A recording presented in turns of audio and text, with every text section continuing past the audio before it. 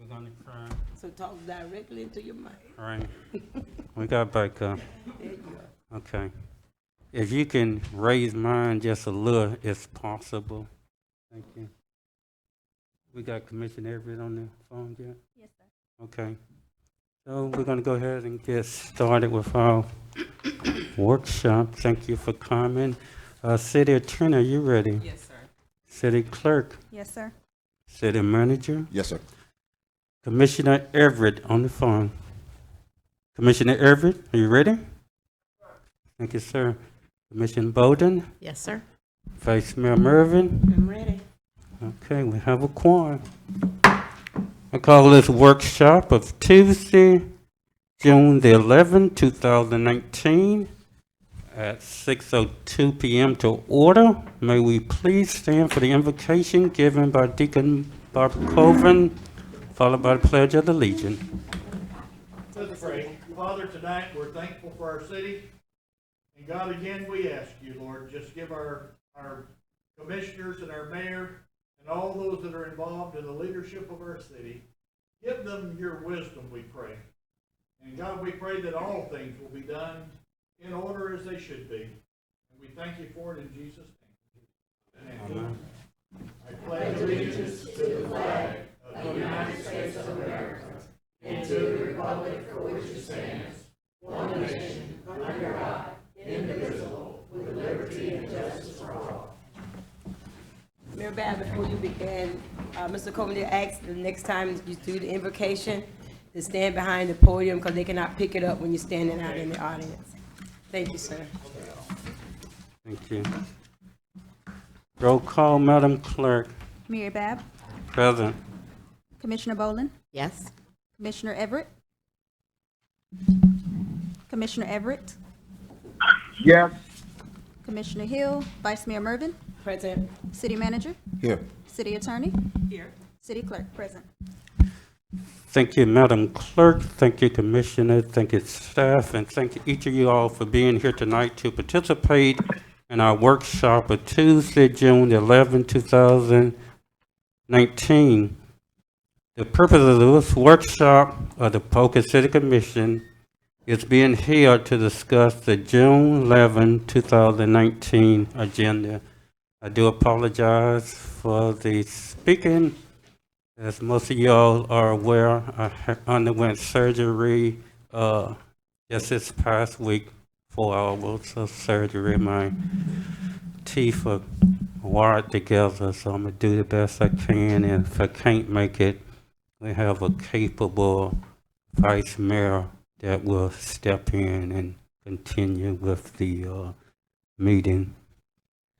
So at this time, we're going to have our city manager kind of lead us in the discussion of our agenda items that we'll be discussing tonight. Thank you, Mayor. Good evening, Mayor, Commission, citizens, visitors, first-timers. Thanks for coming out to our workshop and commission meeting. Mayor, Commission, we have a very thin agenda. We do have one addition, and that will be Resolution 2019-30 is in your packet. Outside of that, we have presentations, two businesses of the month, the lawn of the month, and then we have one presentation, public-private partnership, Project Green Tone. And of course, we have the mayor's report, city manager's report, city attorney's report, if there are any, and any updates on the Marina lease. And that's it for the agenda. Mayor, if it pleases, if you want me to give you a brief update from the city manager's office, I can. Also, if you want to look at the resolution as well briefly here, we can have a discussion about that, just for some clarity on 2019-30. Okay, prior to your update of your report, I'll just ask the City Commission if there are any questions that you would like to have a preliminary answer to prior to our regular scheduled meeting. Let's take care of that and take care of agenda items that you may feel you want some preliminary discussion on. And I start with Vice Mayor Mervin. Any questions pertaining to agenda item? I have no questions at this time. Thank you, ma'am. Commissioner Bowden? I have one question about the 2019-30 resolution. In the second paragraph, it says about housing. And then on the city manager, on your biweekly report, it said housing and economic and housing. So is it housing or is it economic and housing? Well, it's housing. Also consider housing a part of economic development as well. We certainly want to explore workforce housing there. And as you know, when you say workforce housing, that kind of spurns its way into economic development for professional workers. So it's kind of some of both. But right now, this resolution says housing. That was directed given to the city of Pahokee for to the state. That's what the state requested. But once the deed release restriction is done, of course, we want to do development of housing and any other additional explorations of economic development as well that can accommodate or complement housing as well in this area. Okay, so do we need to add economic so that when they approve it or whatever they do up there, that it doesn't just say of new housing? I don't think that's necessary for this resolution. I think we'll be just fine once the deed restriction release is granted to the city of Pahokee. We'll be just fine. And the deed restriction won't be that it's just for new housing? Excuse me? When they release it, the release won't be just that they're releasing it for new housing? They're releasing it so we can have the ability to develop it as we please. Right now, we indicated it's for housing, but it doesn't limit us to housing.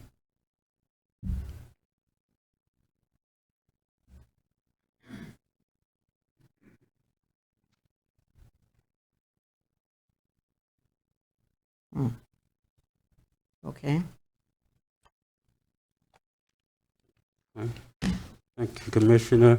Commissioner Everett, have any preliminary questions on particular topics on the agenda for the city manager at this time? Not at this time, Mr. Mayor. Okay. Again, Mr. City Manager, before you go into your report, just a few questions. At our last city commission meeting, we indicated, and you may have this already in your report, indicated a planned town hall meeting. Have we selected a date, and what will be the primary topic of the town hall? I know we'll discuss some other issues, but I think it's always good to have a primary topic that citizens can begin to formulate some of their questions or concerns on those particular items. So have we scheduled a town hall meeting? No, Mayor, the city hasn't scheduled one. That's really the priority of the commission to provide me some availability. I did request that everyone provide me some availability of dates. I think I got one so far. So the city hasn't scheduled one, officially. And then we didn't know what the subject matter should be for a town hall meeting. So it could be general. Yeah, I mean, you can kind of ask questions on a variety of topics, or you can get specific about a project or et cetera, or something like that. So we need a little bit more direction before we could, begin advertising for a town hall meeting or something. Okay, Commissioners, what we want to do, hopefully, during our regular commission meeting is to go ahead and select a date for our next town hall meeting. I think it's really important that we try to meet on a quarterly basis to keep the community informed on what's going on in our community and give them an opportunity to ask questions and voice concerns. Thank you. And I know we're having budget workshops coming up pretty soon, but one of the items that we did discuss is a quarterly financial I'm not sure if we're gonna actually be doing that in our regular commission meeting or have just a No, workshop for a that. regular financial update, you can do it at commission meetings. It would have actually been done tonight. I brought the information to give to the commission, but the director is out actually at a conference until tomorrow. So we'll do it at the next meeting. But the Okay. information is already available. Okay, so Yep. we'll just publicly announce the date as our next commission meeting. We will have included in that a financial report from our city manager slash finance director, if she's going to be involved in it. Thank you. I think at this time, city manager, you can proceed with your manager report. Thank you, Mayor. Phase 2 of the Marina repairs and renovations, actually, that begun today. We're pleased to see that project finally beginning. We know we are on a tight time frame to get it completed, but the company selected, the general contractor is out there today. His workers were just commencing today, actually, and then there's some more engineering designs we have to do for one particular part of the public side for the sewer line. The engineers say they will have that ready for tomorrow, so that's good to hear. So they've gotten off to a good start, phase 2 renovations, and they're moving very rapidly, getting their subcontractors in place. So we feel that we will we will wrap this project up quicker than the first one. As you know, the first phase 1 was a challenge. We started with one contractor, and we had to go out to multiple contractors to get the job finished. But with this particular contractor here, we're very confident that they will complete the project to our specifications and timeline. So we're excited about that. Fencing around the football field, that contractor will begin next week. They're on a current job right now down in, I think, in Broward County, and they said they'll get to us starting next week. Monday is what he said. And so that we're excited about that project as well.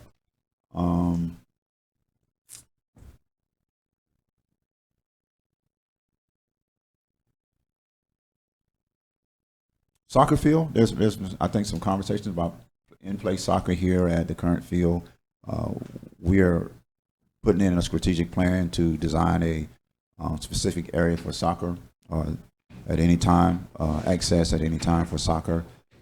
We've looked at one particular playing field at MLK Park. It's a perfect area. It actually provides us more space for that type of sport in MLK Park. So we've already began the initial process of preparing that playing field.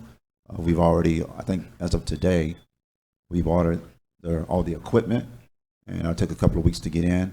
And throughout that time, we'll continue addressing some of the field issues that were not really issues, but that particular grass there was being grown freely, and now we have to make it to playing a field that you can actually play soccer on. So that takes a continuous landscaping of that particular field into a certain length where they can play on it, and they've been doing it every day. Public Works has been working on it on a daily basis, but there's some fill-ins that we have to do to even it out, and so we'll be working on that over the next several weeks. Looking at that particular area and understanding that environment of soccer, it provides so much more than we thought it would based on space, parking. There's no fence. You can free play it at any time you want. It's not restricted as far as the one the football field that we have now, which we know closes at a certain time of the day and opens back up. So we're excited to see what the end product will be for that soccer field once we finish with it. So I know there was a lot of questions about that. You know, where we're going to play soccer and why wasn't this field designed for multiple play, which it wasn't. But we knew that would be a question moving forward, and that's why we had a plan. We just needed to ensure that we had selected the right spot for that. And I think once we're done, our soccer enthusiasts will be, satisfied with what we prepare for them over there, for sure. And not to mention that we eventually in the fall, we'll have some additional renovations coming to MLK Park to enhance that area as well for recreational activity. So we're pleased with what we're going to provide for our soccer enthusiasts and players. Also, City Manager, as a long-term plan, I would hope that we would continue to look at a plan to allow soccer to be played on the new field.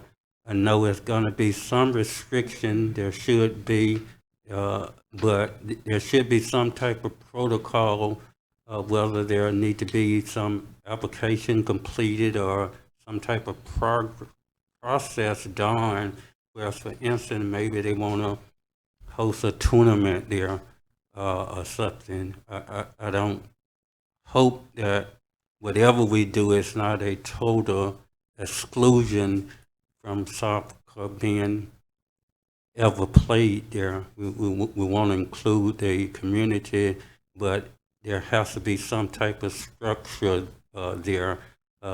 Anyone just can't walk on the field and decide, you know, we're going to play here today, but they should have the ability through proper channels to use the field. Not only them, but just the general public in general need to know if they're having an event, how can they use the field, whether it's a charge or not. I'm not going that deep at this point, but I really want to make sure that we are open, you know, to the community as much as possible on the use of our fields and amenities that we provide in our community.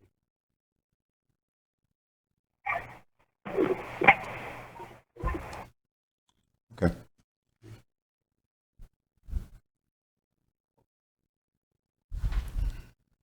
You can continue. Oh, okay. I thought you had another question. Right. Sorry. I was trying to say some for my No problem. regular meeting, but I summer don't know enrichment that- program started yesterday. We had about 70 kids registered. That's I think we had maybe 50 last year or something like that. We have about 70 kids registered in our summer enrichment program. We're still they're still kind of straggling in. We started off with about 45 yesterday, but we had officially 70 registered last week. And so any parents that are coming after the close date will actually have to pay a minimal fee, because, as you know, the summer program is free based on the grants that we get for summer programming. But it has a cutoff point of the amount of kids that we can have in based on the ratio to kids for the grant specifications in the Department of Health. So we have to be careful about that.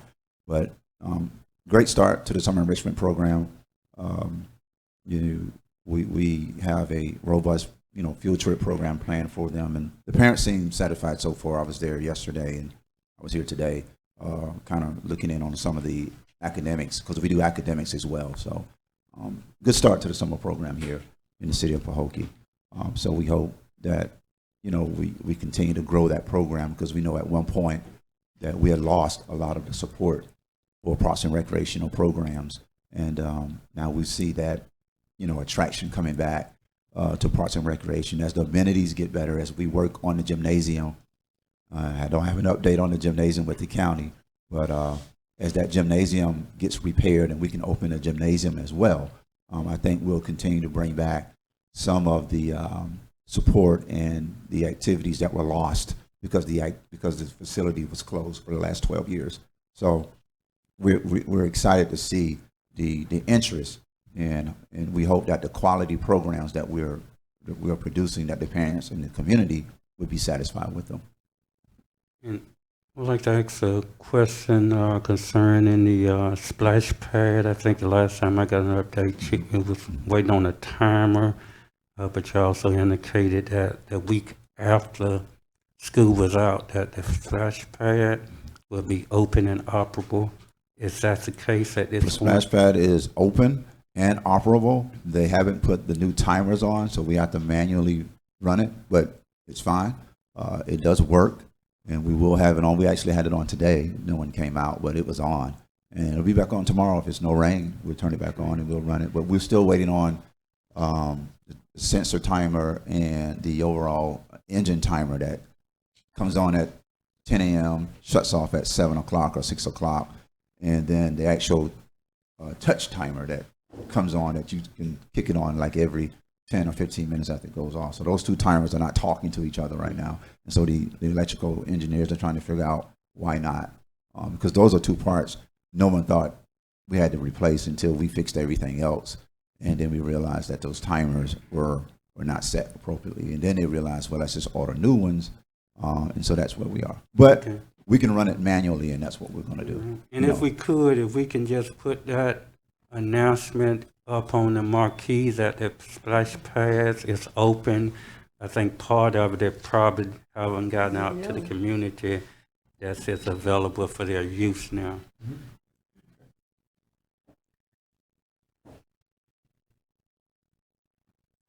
We're still working on July 4th fireworks. We're planning for that ongoing. We're going to have another great event as usual. I think we're going to have a little spin on it this year. We have some additional vendors out there. I think our movie night sort of gave us some additional ideas for the 4th of July on the lake. So we're going to try to add a different twist to it this year for 4th of July.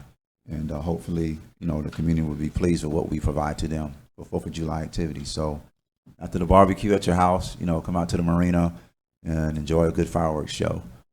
I do believe there'll be some food trucks there as well. I just don't know how many and what type, be it dessert or regular, general food items. I'm just not sure yet, but we are working on that. And the mail chillers, the additional sign, do we have any projection date on when that may also be put up? I know Ms. Darbro have been asking on social media. I just felt, you may have been responding to it, I'm not sure, but if we do have a date or some type of time frame on the possibility of that being completed so we can just continue to move forward. No, I have no new information on the mail tiller sign. I know there's some additional logistics that goes into zoning and right of way because it's on the opposite end of East Main Street.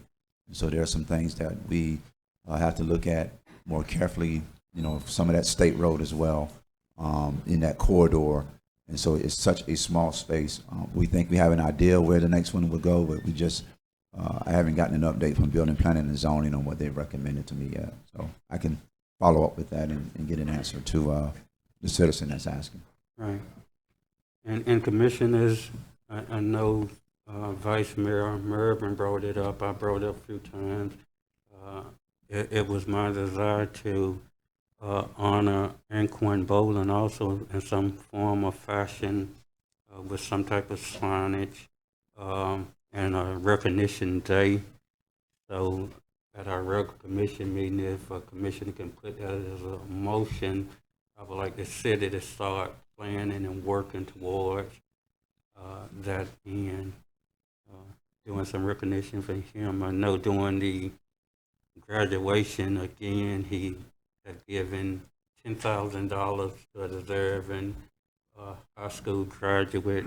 Not only does he do it here in the city of Pahokee, he also does it in Belgrade also, and that's on a consistent annual basis. So, Mayor, if I can say, I wasn't really referred to just as a sign, but just as an honor, because, our city is a small city. And if you keep riding through every intersection, you're going to see signs of people.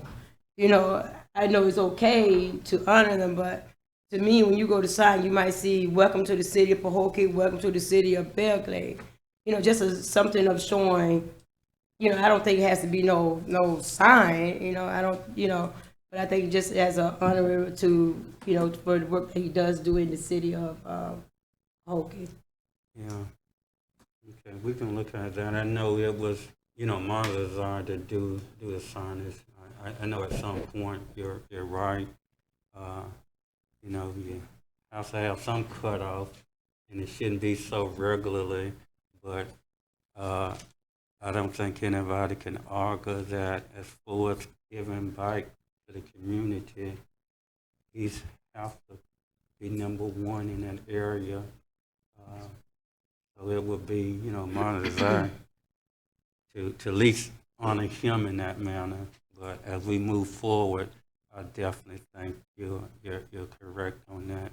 We need to limit it and maybe do some other type of honor other than a lot of the signage.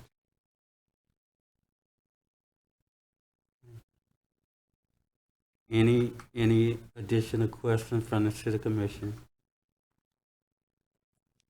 Hearing none, at this time, we will adjourn our workshop and reconvene in 3 minutes. Thank you.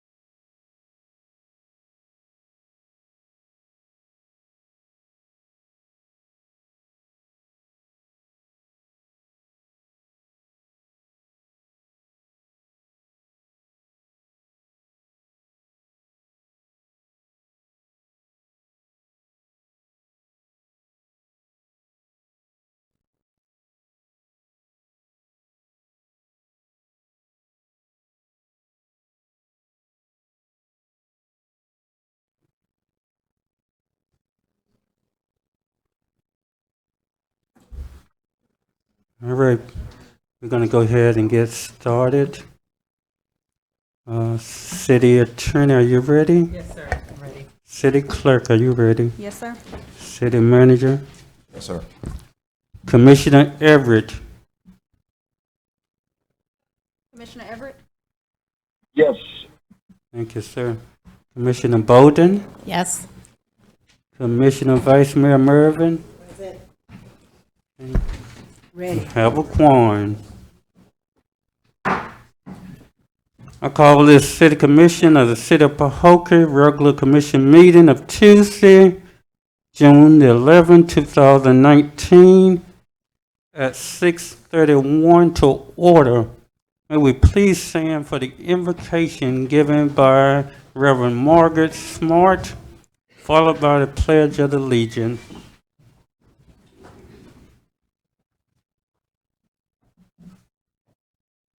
Gracious God, Father of us all, we give you thanks and praise for this day. We thank you for the rain that we've had and for the sunshine today. We ask you to be with each one of our commissioners and our mayor, our city employees. Help them, Lord, to do what is best for this town. Help them to know what is needed without any harm given to anyone in our city. We ask you to bless each citizen here and for those that are out there listening to this program. And bless each one of our commissioners and our city mayor and our city employees. In Jesus' holy name, amen. Amen. I pledge allegiance to the flag of the United States of America and to the republic for which it stands, one nation under God, indivisible, with liberty and justice for all. Roll call, Madam Clerk. Mary Bab, Present. Commissioner Boland, Yes. Commissioner Everett, Yes. Commissioner Hill, Vice Mayor Mervin, President? City Manager, Here. City Attorney, Here. City Clerk, present. Thank you, Madam Clerk.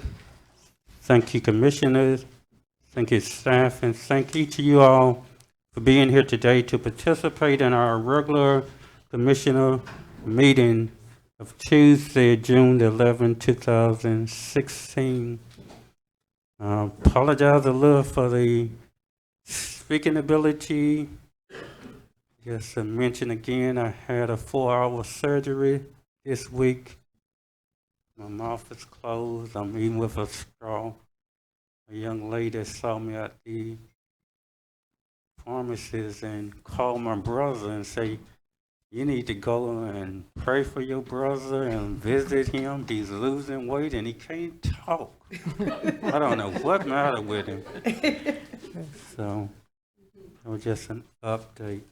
As we indicated in our Commissioner workshop earlier, we have a short agenda. We're going to get you out here on time and not delay anything. So we'll move right along with our agenda. First call of business is the additions, deletions, and approval of the agenda item. City Manager, at this time, do we have any additions that's been added on? Yes, Mayor. Resolution 2019-30.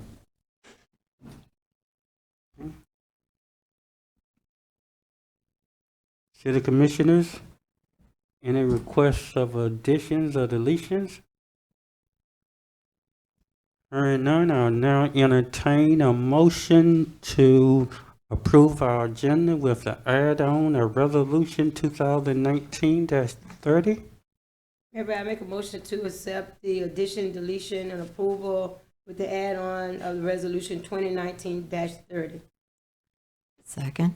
It has been moved by Vice Mayor Mervin and properly seconded by Commissioner Bolden that we adopt our agenda with the one addition of the resolution 2019-31. 30. Call for questions. Hearing none, are you ready for vote? Roll call, Madam Clerk. Vice Mayor Mervin, Yes. Commissioner Boland, Yes. Commissioner Everett, Yes. Mayor Bab. Yes. Thank you, Madam Clerk. Thank you, Commissioners. The motion to adopt our agenda passes by a unanimous 5-0 vote. 4-0, with Commissioner Hill absent. Citizen comments must be agenda item only. City Clerk, At this time, do we have any citizen comments card completed? No, sir, not regarding agenda items. Thank you, ma'am. Next on the agenda will be public service announcements. You also must have a public service comment card completed. City clerk, at this time, do we have any citizen public comments card completed? No, sir, not at this time. Thank you, ma'am.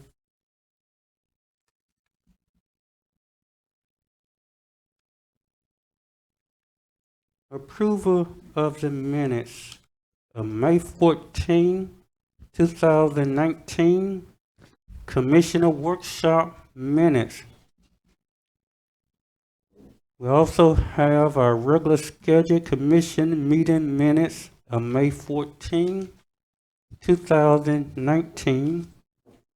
In addition to that, we have a special meeting minutes of May 30th, 2019. City Commissioners, what is your pleasure? Mayor, I make a motion to accept the approval of the minutes, May 19, 2019, commission workshop minutes, also May 14th, 2019, regular scheduled commission meeting, and May 30th, 2019, special meeting minutes. Second. It has been moved by Vice Mayor Mervin and properly seconded by Commissioner Bolden for the approval of the May 14, 2019 Commission Workshop Minutes, the May 14, 2019 regularly scheduled Commission Minutes, and the May 30th, 2019 special minutes, meeting minutes.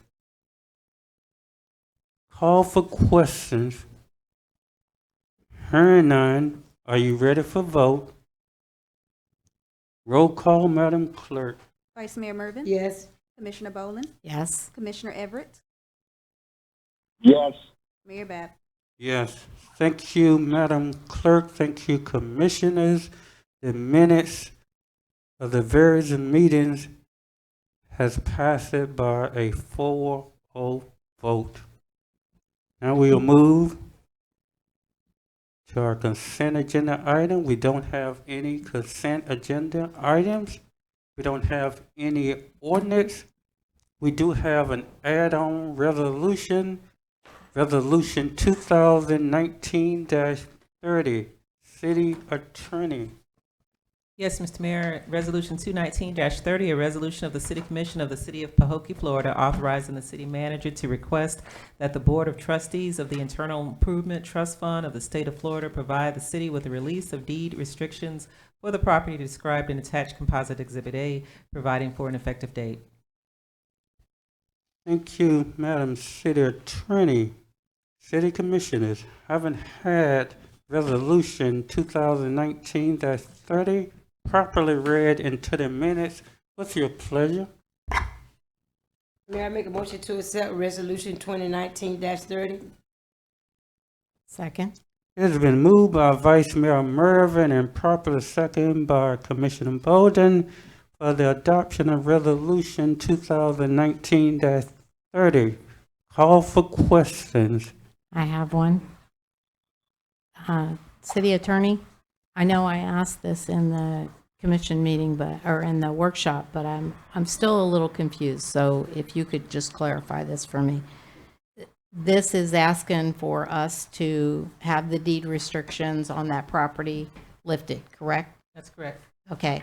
And then in the resolution, it says that it's for new housing, and it won't cause us a problem, if I'm correct, that's what I understand from the city manager, that it doesn't say economics, but in his report, he had economics and housing. So I just want to make sure that I'm clear which one we're getting. Sure, the housing language is the language that's used within the comp plan. That's what the state wants the reference to be. And I think that the manager, as he explained before, added economic development in his report because he believes that this will spur economic development. So, but we have it correct in the resolution, and that's what the state is asking for.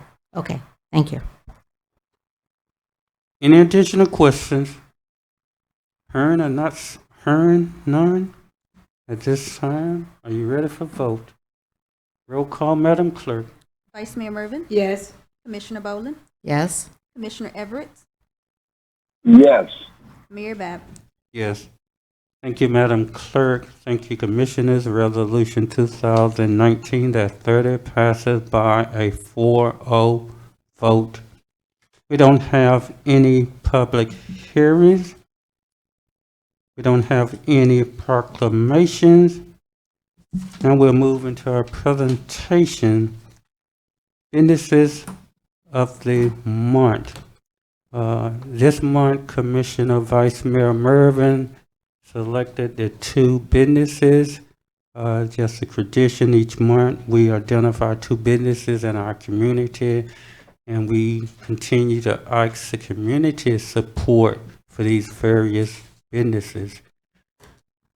So we're gonna have Commissioner Mervin just give some preliminary on the 2 businesses, then we'll go downstairs here and present the business of the month to the 2 Mayor businesses. Bab, thank you. The 2 that I chose, so I know we done did pretty much every business in the city of Pahokee. So what I did was we went out a little further and chose some organization that's also does community efforts in our community. And the first one is Pahokee Deliverance Christian Center, which is an after-school program, also is a summer camp program. And as we know, that program is funded by the Early Learning Coalition and is ran by, the Pastor Willie Hickman and Brenda Hickman. And we have them here with some of their students today. So, and the other one, we have also Balanced Living Mentorship, who is ran by, Mr. Hakeem Banks, and also that partnership with Anquan Bolden. So, but we'll have them tell a little there when they get up. So, if we could do the Pahokee Deliverance Christian Center.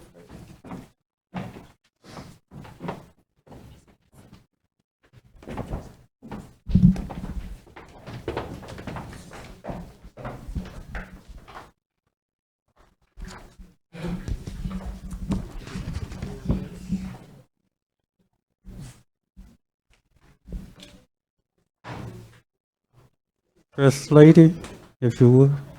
Oh, we want you up here. You make my photo look better.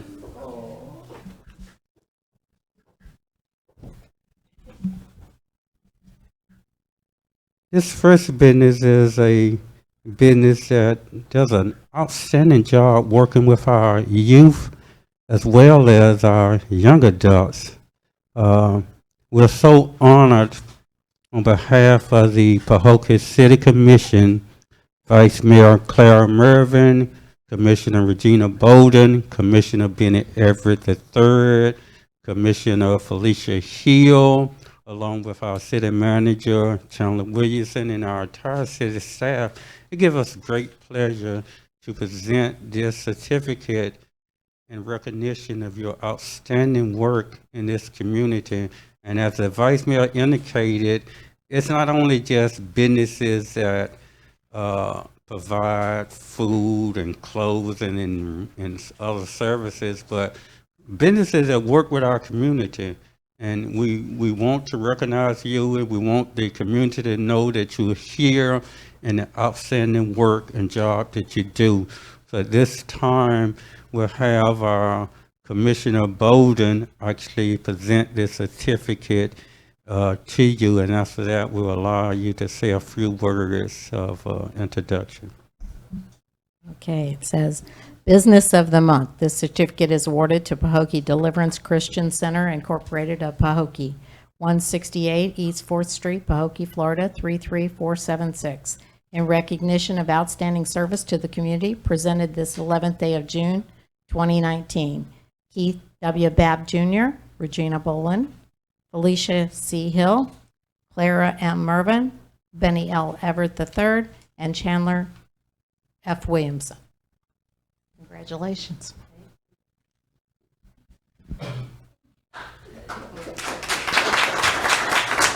And the First Lady just recently opened a smoothie shop, Great Street.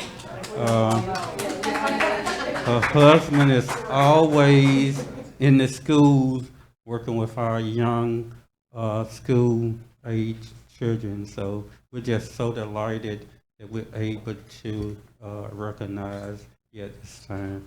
I don't know if we have anybody from this. Oh, wow. Absolutely. Look at the sign.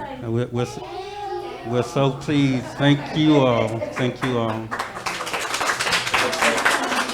I don't see our official photographer here for the city, so we'll have the First Lady say a few words on behalf of the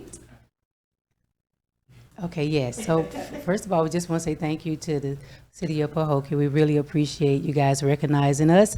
You know, it's great to, see someone that sees your hard work and potential.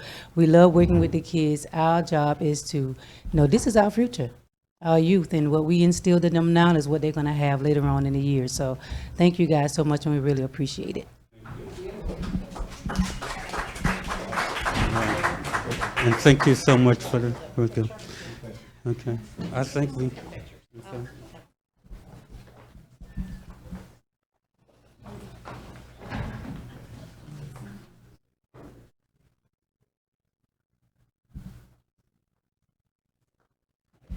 Thank you.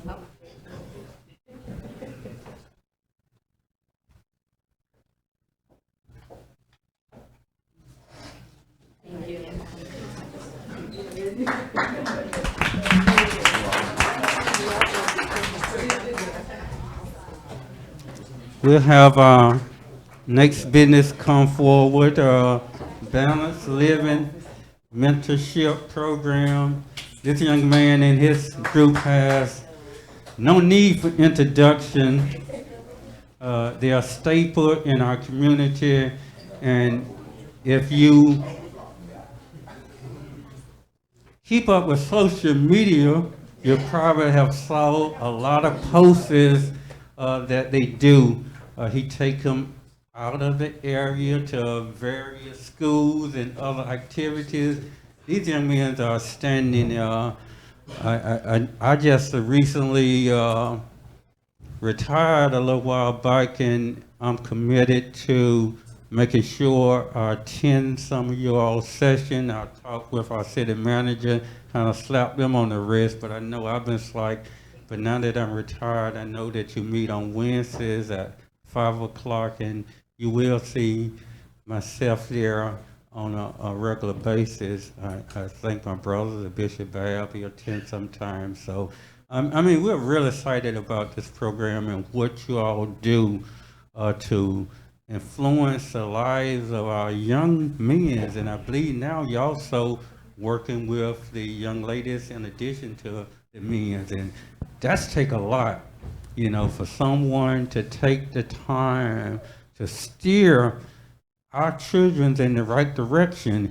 And he's a Christian, but as all Christian, we was all once a sinner, and this was a bad boy here one time. He don't want us to remember that, but boy, he talking about somebody that really turned his life around, and he didn't turn his life around and continue walking forward. He's reaching back every day.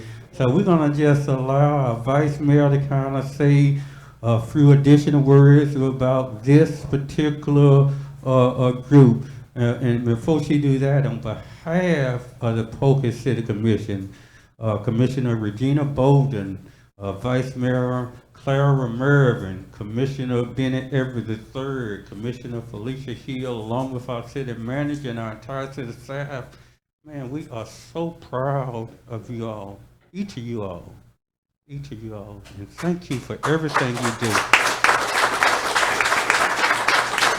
And just to piggyback a little bit off what the mayor said, that was another reason that I chose this organization, because you see them in the community, and also not only do they just talk it, but they live it. If you talk to some of these young men, you could tell that they have been in this group. They carry their mannerism is very up to par, and I appreciate it. I've been watching, and that's why sometimes I would come and just sit out in the front there when y'all be inside. And I'd be jealous sometimes. I've been following it live. I asked Hakeem, can I come? He told me no.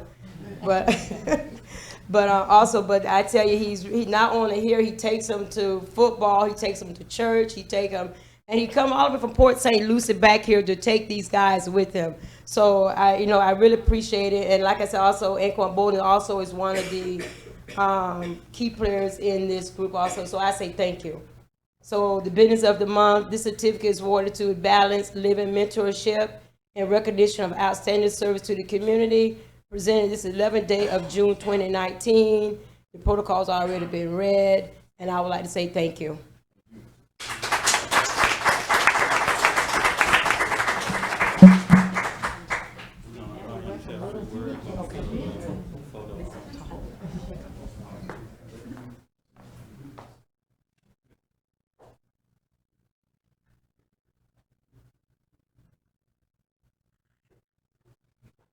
Thank you. Just want to say thank you to the city of Pahokee, to the commissions, to the community people. It's an honor, to get noticed by your community. It should be just more than me up here. There's a lot of people behind the scenes, that work hard, that's dedicating their finances, their resources, their times, and more so I'm proud of these kids. Man, we have a group of 70 or more kids every Wednesday. We're doing the Summer Enrichment program, which is a credit recovery program that allowing the kids to come back and recover some credit grades, or even if they're in good standards, they're able to take electives with us in the program. And we just did a tour from Georgia to South Florida. And just to say, we had about 6 or 7 scholarships offered. So that's an opportunity for kids to go to school, for a ride for the parents.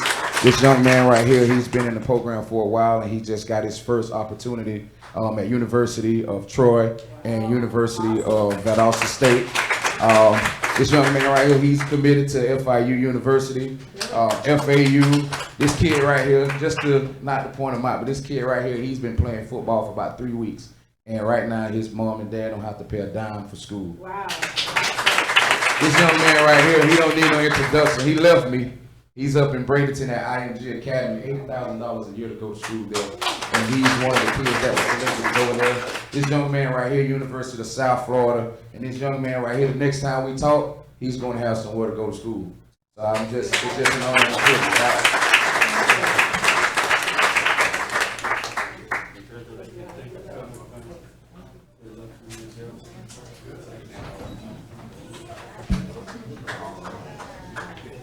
Okay, Commissioner, we're going to go ahead over down here and do the lawn of the month.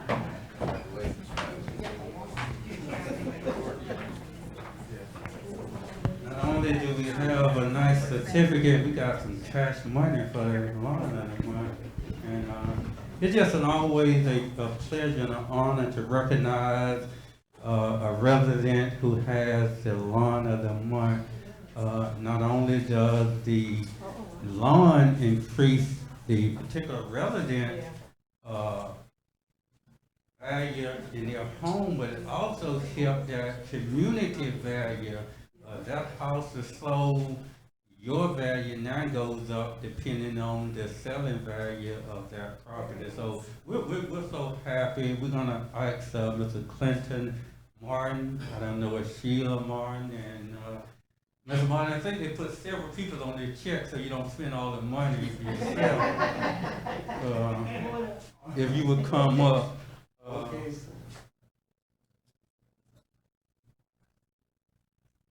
We got Sheila Martin, Clinton Martin, and Helen Martin. I guess they all put a little green thumb on that lawn.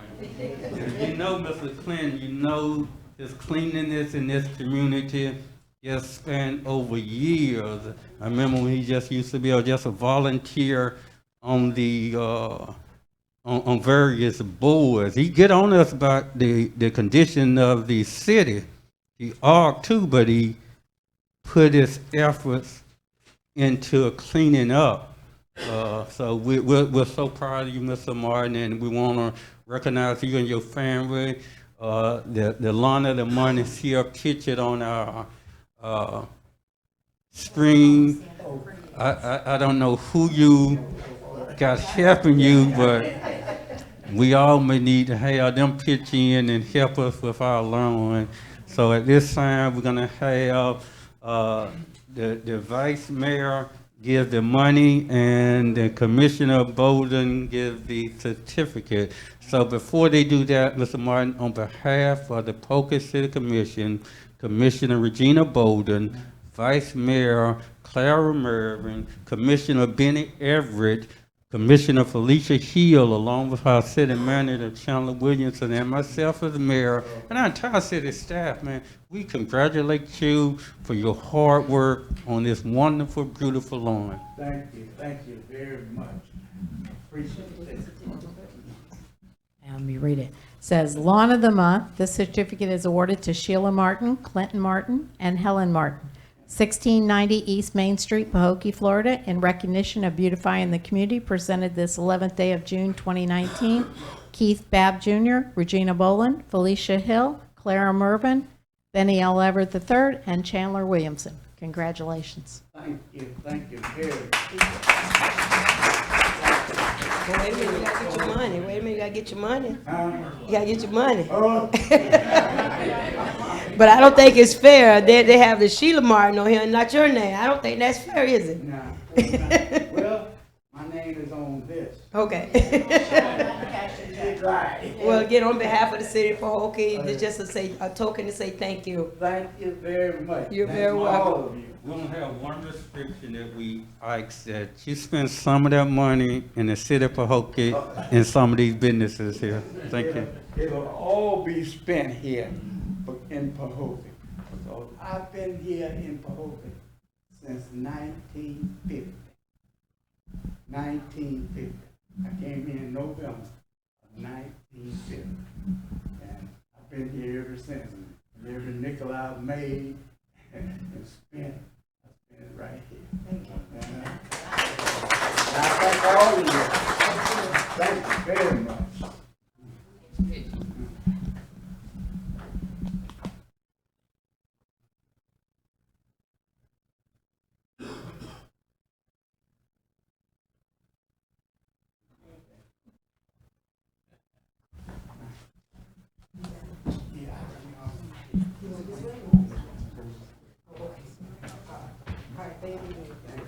Thank all of you all. Thank you.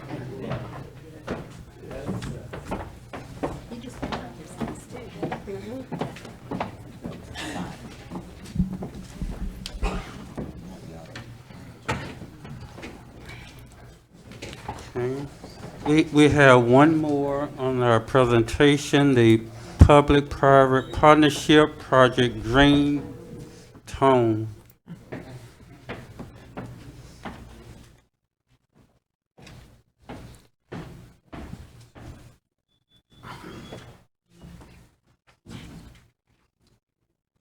Yes, my name is William Dunston, D-U-N-S-T-O-N, and I am with a firm called Green Tone N.A. LLC, Florida Corporation. We have a presentation. Assume it's keyed up. There we go. I'm not going to read a lot of this to you. It's a long presentation. I'm going to try and run through this so that you can get out of here early enough, but we want you to understand why we're here tonight. Obviously, you know what your name is supposed to be, but what is your future? What is Pahokee's future? Is it sugar? We drove in massive fields, obviously a major part of your economy. But the economy is changing, and it's important that you understand that opportunity is knocking here for Pahokee. And one of the reasons we say this is because last year, the Farm Bill ended prohibitions in the United States on the growing of hemp and CBD oil. And this is an opportunity for the state of Florida, the city of Pahokee, to look at taking advantage of these new and emerging economic markets. Today, over 60% of the U.S. population lives in a state where marijuana is legal for medical purposes. 1/3 of the total population of the United States lives in an area where they can get recreational marijuana. Tax revenues have gone through the roof. Colorado did not expect the kind of money that has come in from these funds. In 2016, the sales grew by 30%, and they're projected to reach $20.2 billion in 2021. I suspect it's going to be even higher than that. Colorado pulled in 2016, $200 million in revenue. And it was such a big amount of money that they did not expect it. It actually is opening up dialogues about things for free kindergartens, refunds to citizens for taxes similar to what has happened in Alaska on the oil revenues. But this product is perfect for Pahokee. It's been used for thousands of years in building applications. Primarily the difference between what you know as the psychoactive marijuana versus hemp is that marijuana has more than 0.03% THC. CBD has to have, or hemp has to have less than 0.03%. And that's what they're talking about growing here in Florida. And that's what the University of Florida has put out as a encouragement for public-private partnerships in this area. Again, the CBD and tetrahydrocannabinol is the two products that come out of marijuana or hemp. Again, they have both of chemicals, but the reality is one has a higher, the psychoactive drug is the THC.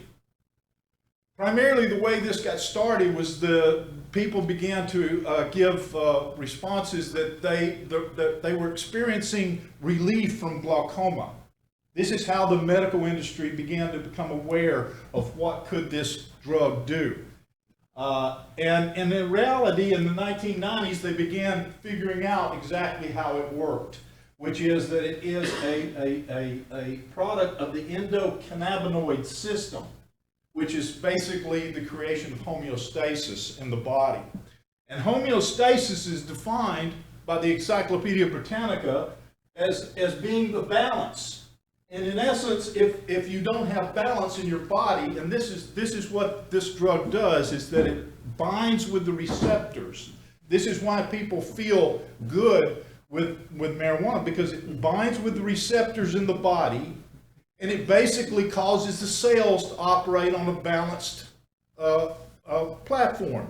It allows the cells to operate functionally, and according to Encyclopedia Britannica, if you do not have homeostasis, if your homeostasis is interrupted, if unsuccessful, you die. So where do they come from? Your body makes cannabinoids.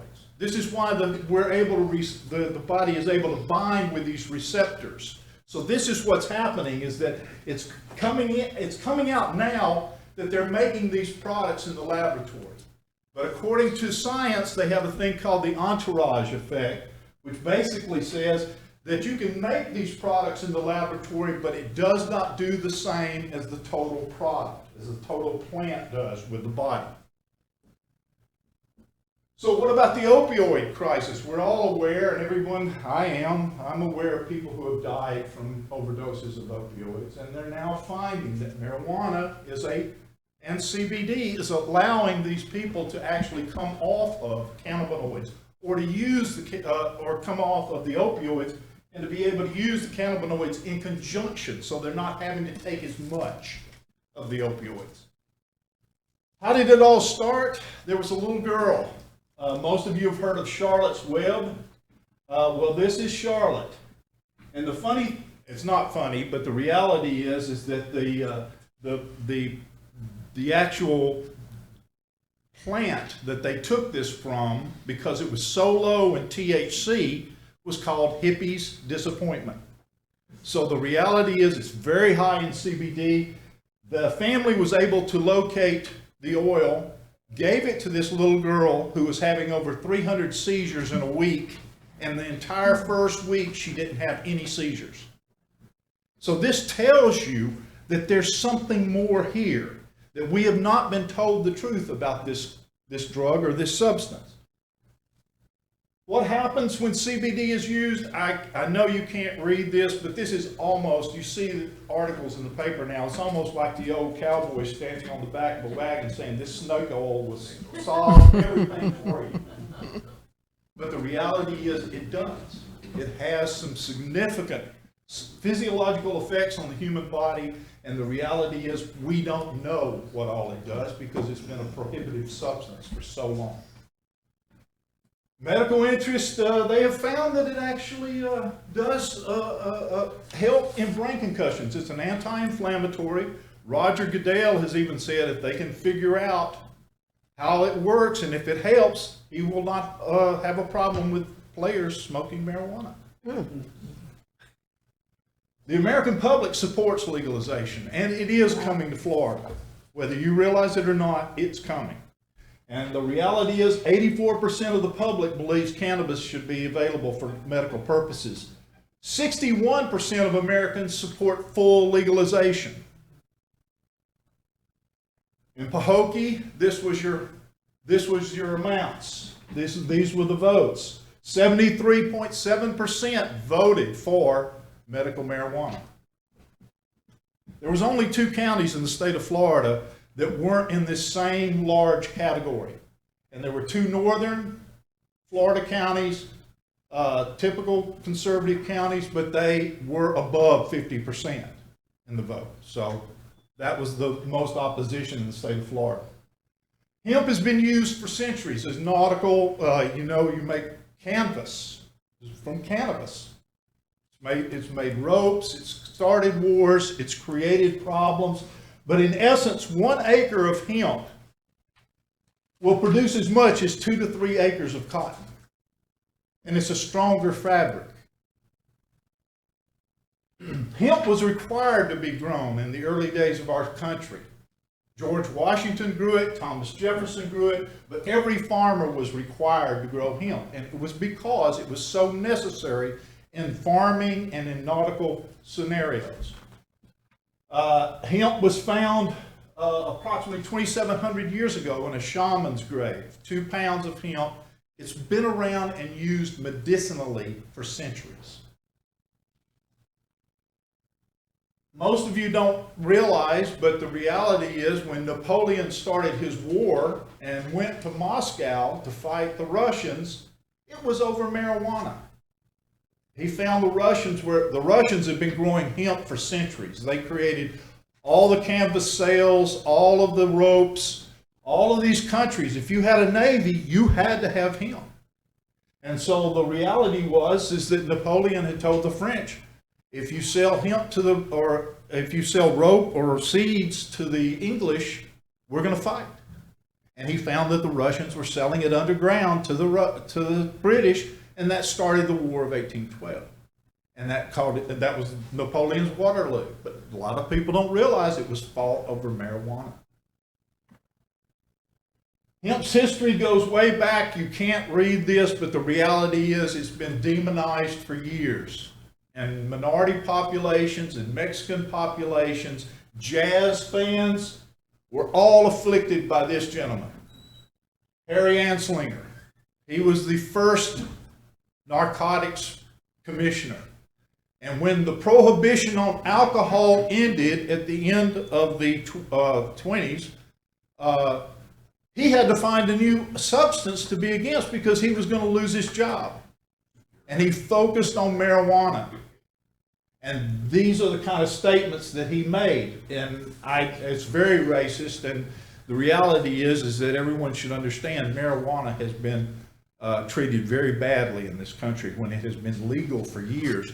Most people don't realize that it was in everyone's medicine cabinet in the 30s.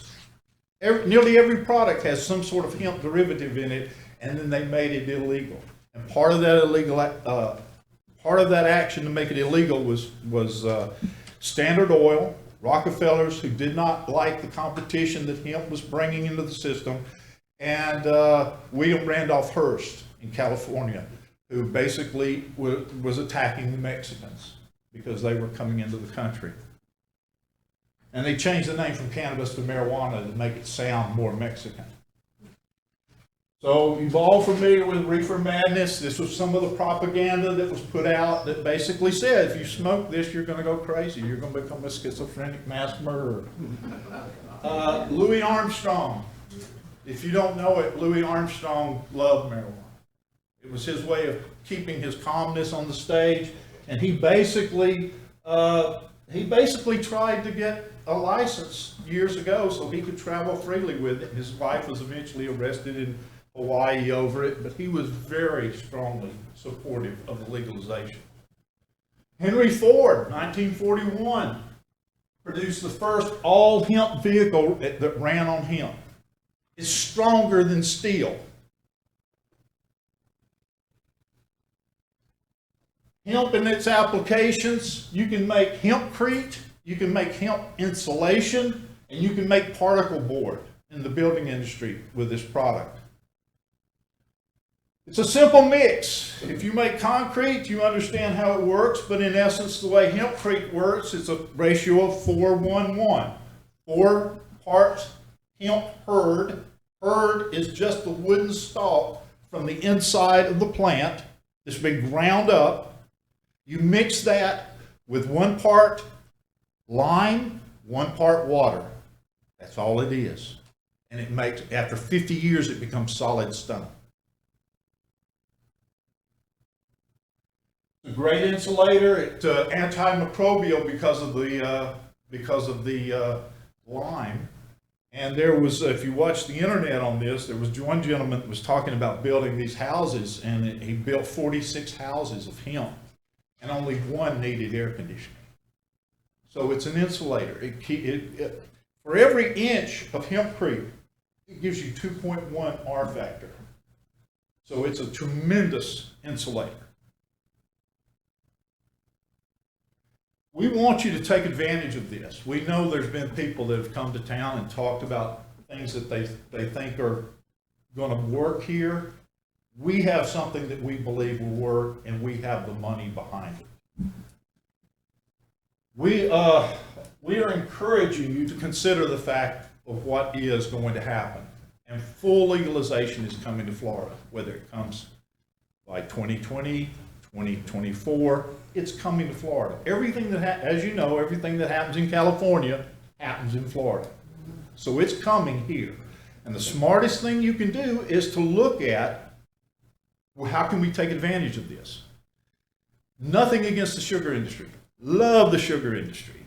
But the reality is, when the Castros are gone and Cuba opens up like they will, they're going to start selling sugar to the United States. And what's happening here is not going to be as big and great as you once had it. And one of the things you can do is to look at the future and diversify and put yourself right in the middle of the new great emerging market. One of the concerns, and it's really, we don't know where it all comes from, but the big fight is going to be against the sugar industry, the blue-green algae and the red tide. These things are, whether people believe it or not, it's what they believe. And the truth is what the people believe. And they believe the sugar industry has caused a lot of this. Golf courses, major development, anything that gets into the streams, goes down the rivers, it creates dead zones. One of the largest dead zones in the world is in the Gulf of Mexico. And they're projecting it's going to be, typically it's 5,000 square miles. But this year they're saying it's going to be 8,000 square miles. And what happens is, when phosphates and fertilizers go into the water, go down the river into the ocean, it settles at the bottom and takes out all the oxygen. And that's what kills all the fish, and you have this tremendous dead zone in the Gulf of Mexico. We're talking about putting in a facility. We know that there's properties here, we know that there's capabilities here, but we're looking at having a workforce job training program to train the local people here on how the industry works, how you can become involved in the industry, how can you move to another state or even Canada and still be involved in the industry, because you're going to learn it here in Pahokee. And there's all types of job opportunities. One of the biggest things that the industry is missing right now is packaging. So that even if you don't get into the real industry, there's lots of side industries that can develop from this sort of thing. And the housing we're talking about building would be in conjunction with those people that are selected for the job training program. And in essence, we don't have the raw materials yet to start the project, but ideally what we would like is to, as we begin to ramp up, is to begin teaching these people how to build hempcrete houses that they or others are going to live in down the road. So this is a way that can become a state model. It can become a national model. I know of no other place that this kind of offer has been put out in the United States. And again, we're talking about building hempcrete type houses and to teach the people how. This is a new industry. I'm sure there's going to be many people in the concrete industry that are going to be interested in this, but this is a different kind of industry. And if you will just do the studies on hempcrete, you're going to be shocked at how fascinating it is. Shipping, this is a perfect location. Pahokee's a perfect location for the port of Palm Beach. The big problem that you have when you start growing hemp is that it's a very difficult product to process. You can grow it, it's expensive, it costs $1 a seed. It costs 6,000 seeds to plant an acre. So farmers don't want to spend that kind of money unless they know they've sold their product before it's ever grown. So we're talking about having a processing facility here in Pahokee. Not just growing it here, but having a processing facility. Most of you remember the way cotton was milled in the South. Farmers couldn't mill their own cotton. They had to take it to a gin. They sewed it at the gin owner milled the cotton. Same thing is going to happen here. You're going to create a cooperative where you have these farmers that are members of this cooperative, and they're going to guarantee a certain amount of production that's going to come to this facility. And then this facility is going to mill the raw materials into products that can then be shipped out either by rail, which you have spurs here, or by the port to islands that are looking for hemp products. Maybe they can grow it, they can't process it, so they ship it over here for processing. There's a number of things that can happen here that would be tremendously beneficial for Pahokee if they stepped up and said, we want to be first. We want to be a part of this. Employment, obviously, there will be the dispensaries. We're going to try to teach all aspects, laterally, up the ladder, every aspect of how this industry works to the people that are involved in this employment program. Access, we have access to resources, University of Florida, FAMU, a lot of people like FSU, but right now University of Florida is the big dog in this. So they have a facility, they have a grow going on right now in Homestead, and we're going to be talking to them if you decide that you want to move forward with this project. In preparation for this, you can see some schools. This is SUNY University in New York, Morrisville. They have degrees now in cannabis cultivation. They're preparing their students. They're preparing their people for this industry. Right now, I'm unaware of anything that's going on other than a hemp workshop in 3 locations around June 26th, something like that. But the reality is we have to train our people. We have to have people involved in this industry. Florida is going to be tremendously large in this industry. Hemp cannot have, outdoor hemp, you can't make it into medicinal marijuana. You can't make it into CBD. You can't have pesticides in it. You can't have overhead spraying from another field. The reality is the outdoor grows are basically to provide the raw products, the hurd, the shiv, whichever the wood is for the hemp tree, the outside bark, which is where they get the fiber, and then the seeds and the flowers, which is used for whatever they can process it into. But in essence, real, true medicinal marijuana cannot have pesticides or any other contaminants in it.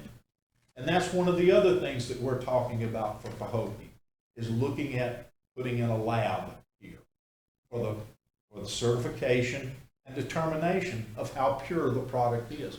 One doesn't exist in Florida right now. Mr. Don, excuse me.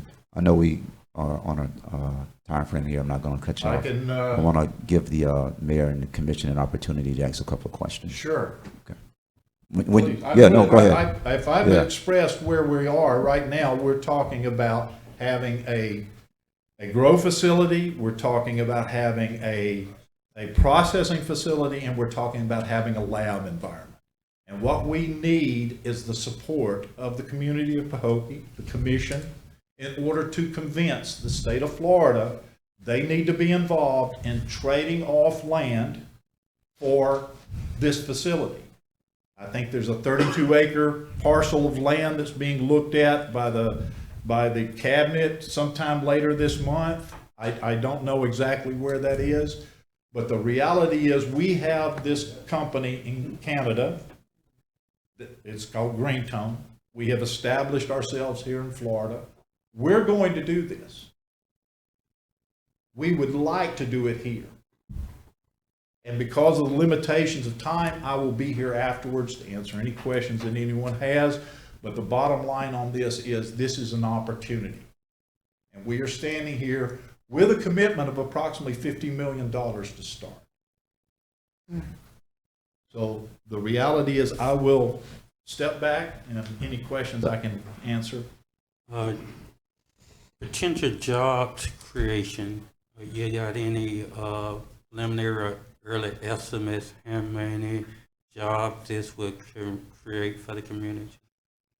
It's going to be difficult to determine how many jobs will be created initially because, as you know, you have more jobs in the construction phase than you do when you have, but the reality is this is going to be a full security facility. So there will be jobs for security, construction, agriculture, development, processing. At this particular point, we know how they did it in Canada.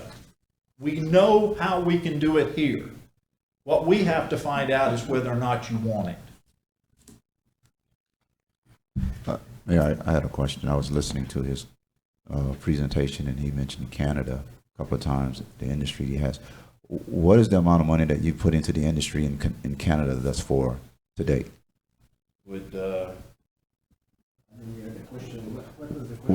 What is the amount of investment in dollars that you put into the company in Canada? Marier. So, we have invested $50 million at this time, and we have a greenhouse, which is 250,000 square foot. Could you come to the podium so we can capture that, please? Thank you. Sorry.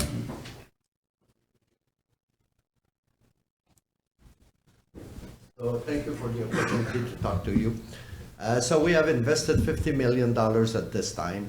We have the major or the larger greenhouse being built. It's completely built. It's fully automated.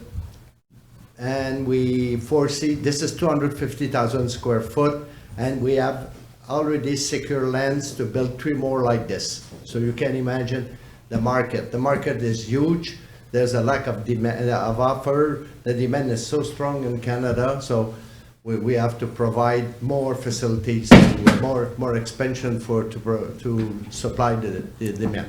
We can use Canada as a case study. Have crime in that area where this has been developed, has a decrease, increase, or been about the same? Yes, well, You see, Canada, my people over there, we will use all their technology, all their knowledge about it. This is what we want to bring it here. The expertise that they have so far. We're not going to bring the people to do the job here. We'll take the people from here to do it. But we'll have the expertise to teach exactly how things should be done and to be, respecting all the rules. Okay, my question to you though, have crime in that area increase or decrease, or did you see any change in it? You can get some type of industry that could create some additional crime, or because of the job and the economic benefit, it could have a decrease on crime. I'm not sure if you understanding the question, Commissioner. Has the crime decreased or The crime, increased? okay, I know Yes. what you mean. Okay, well, our Prime Minister is convinced that's going to solve the problem of crime. This is why maybe the major or the main reason why he legalized the marijuana. He's convinced about it. It's all a matter, there's a strategy to take there.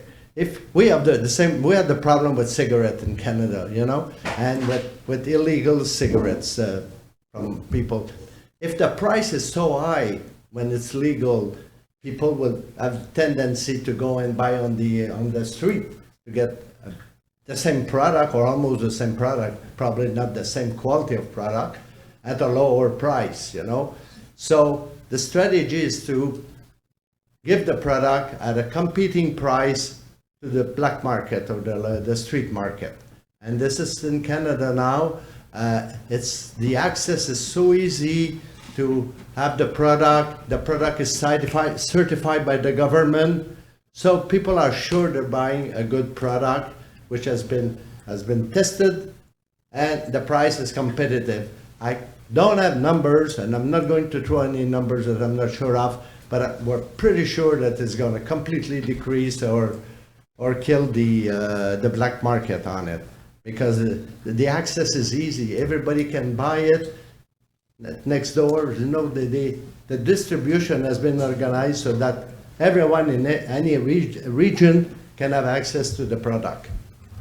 So I'm pretty sure numbers will come because it's only been legalized. We're just talking about not even a year at this time, but after a year or so, I'm pretty sure that that we'll have numbers, and that will kill the black market.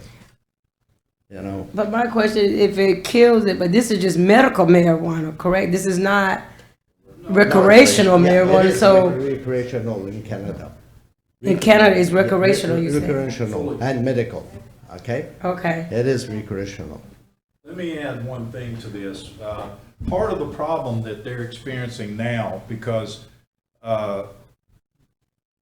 politicians, nothing's here, but politicians got greedy. When they realized they were legalizing marijuana, they taxed it as much as they could, all the way up, over the black market. So people that were able to go in and buy it at the store for the first time realized they were paying 10-20% more for it than what they could buy it on the street. So the next time they buy it on the street. The way you get rid of or kill crime is you don't overtax the product. You keep it artificially low, so you run out all of the dealers, and the police don't lose their jobs. They're still looking for people growing that is illegal, people that are selling that is illegal. But the reality is part of this problem has been put at the foot of the elected officials who got very excited about this tax money, which you can see what we showed was the amounts. 200 million just for Colorado. They did not expect it. They ran out of product. Canada ran out of product. Definitely. We had a problem with this at the beginning.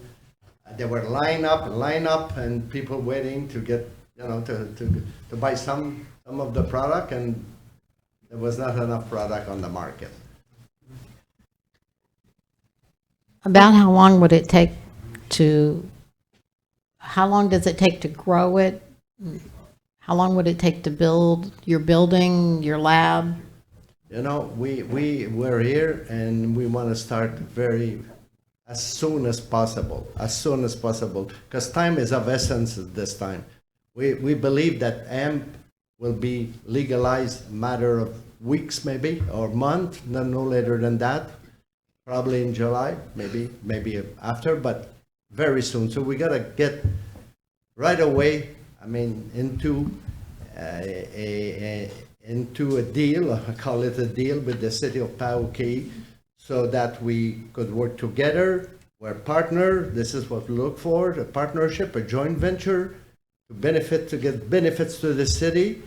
And we have to start as soon as possible, and probably we'll be starting growing as soon as it's legalized. We'll go for the licensing and we'll start right away. But meanwhile, there's some preparation to do. We got to train people. We got to find, the equipment, or do the deal with the local people that already are growing, so we have a start. Time is of essence. We don't want to be behind and having the other people starting before us. We'd like to be a leader in the industry, and that's the way to go. But first, we have to sit down with the city of Pahokee and make some kind of a good agreement, both for both of us, and give benefits to the people of Pahokee. I've been around Pahokee a few times now, and I think there's a lot of things to do, and that may be a way to do it, and do it fast, because we're ready to move. I left Montreal yesterday. I'm here, and if I have to come back tomorrow, I'll be here tomorrow, or we're ready. So we think Pahokee is the right place to do it, and we're anticipating sitting down with you and talking business. Does it take the governor or somebody to approve the site, or is it just you make an arrangement? It's going to take the cabinet, it's going to take a land swap, it's going to take something. This is state land, this 32 acres is state land, and the cabinet is going to have to transfer it. I don't know, maybe the city of Pahokee's already requested that transfer. But the reality is, I understood that this was before the cabinet, towards the end of the month. Okay, and also, this is where you building a plant and housing together. Yeah, we're the processing of the machinery for the facility. The machines themselves cost over $1 million. So you're going to have several processing machines for this, assuming that we're going to be getting the majority of the hemp in this side of the state.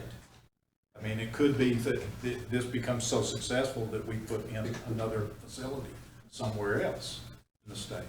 But I know that in Alabama, where they have 180 permits that they've just given out for hemp production, they're having to ship their production to either Memphis or Nashville for processing. So you can imagine that you are in a spot that if someone's willing to put a processing facility in here, you've got the great opportunity to be a hub of this industry for Florida. Yep. What cities in Alabama? It's scattered all over the state. The one that I'm familiar with is up in the Gadsden, Atala area.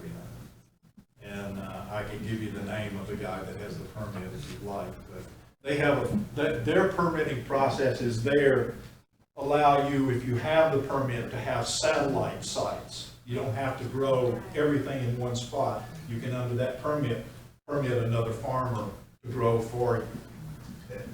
But the big problem for medicinal marijuana in America right now is that with Illinois is going to be the 11th state for recreational, and it will probably January 1 they're going to open it up. They're probably the one state that has done it right.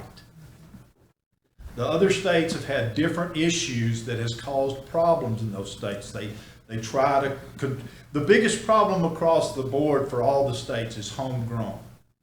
Some states don't let you grow it at home. Some states let you grow up to 6 plants. But the reality is those were the sticking points that caused problems. Illinois is doing, what they are doing is they're legalizing it. They're letting people have X amount per day. They're not saying where you have to get it. They're taking everyone that had marijuana-related criminal offenses, and they're expunging their records, and they're putting out a low-interest loan program where people who have lived in communities that have been traditionally high crime, high arrest area for marijuana crimes, they're giving them low interest loans in which they can now open a marijuana related business. This is Illinois. So this is the kind of plan. This is the facility, this is the type of facility that we're talking about. Totally enclosed, totally secured. It's one of those facilities that you have to go through a safe, a clean room, and then put on frocks and masks and that sort of thing. Because if you're going to be growing medical marijuana, you want it as pure as you can. And the facilities they have in Canada are mechanized. So just because someone says you're going to have a mechanized facility doesn't mean you don't need people that know how to fix the mechanisms. So we're going to be doing all of these things for the people here that are in the program. Right? Correct. Okay, and due to time restraints, I know we just heard the presentation tonight, but if the commissioners see a desire to at least have staff continue to work with this group to explore this possibility, of course, our city attorney need to get involved. There's going to be a contractual agreement. If it's feasible, you know, if we want to direct them to continue exploring and looking into it, we're not making a commitment tonight, but at least giving staff the authorization to continue to explore the possibility. So move on that, Mayor, but I just had one question. With the housing, though, you were saying with this, on that, you said the house is gonna be for the employers, but what about, No, we're talking about the housing being for the workers. I'm saying just for the workers? For the workers. So what about housing? Because what we're looking here in the city of Pahokee is for workforce housing, period, for our citizens and just, no, not just I for. understand you're looking for single-family type housing. Yes. And that is still on the board, but what we'd like to do is, as we go into this, because we're trying to get your approval to move forward. We can tell you all the things that we would like to do, but until we know you want to do it, we can't solidify anything. Sure.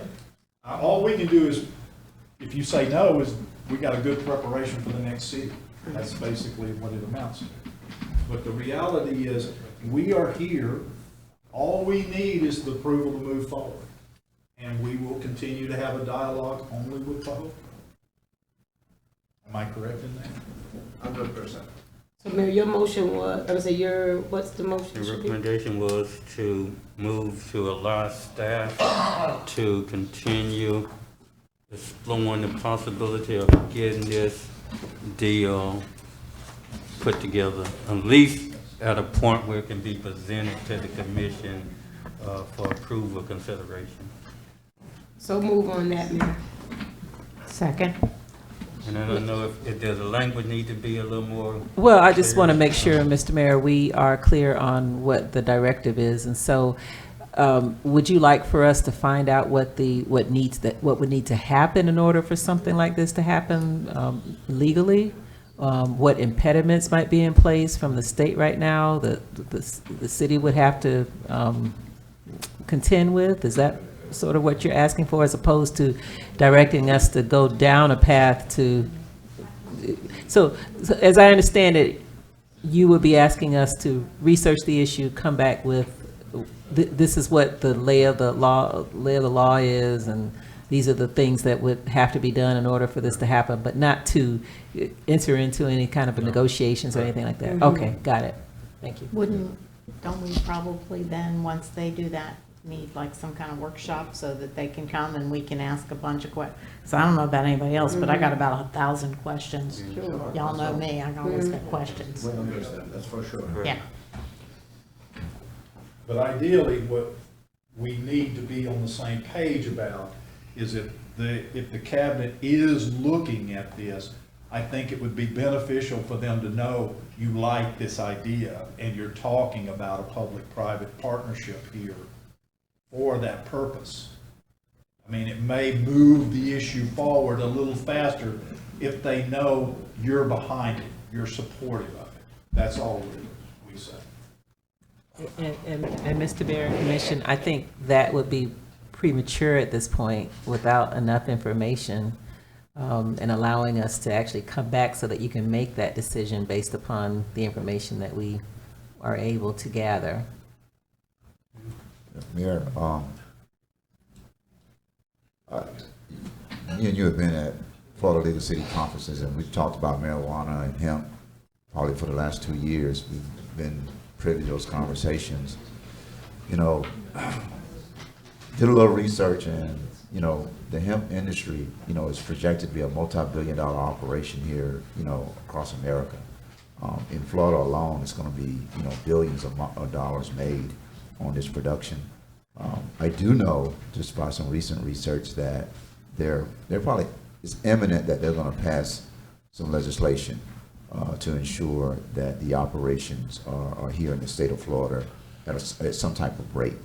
And the Agriculture Commissioner, now that he, you know, brought this conversation up, you know, they're sort of like scrambling now because there's so much information they have to get out, so many regulations they have to put in place, operations for the facility, the security, et cetera, along with the policies of, is it going to be from, you know, medicinal, you know, recreational, medical. We know about medical marijuana. It comes in all types of forms.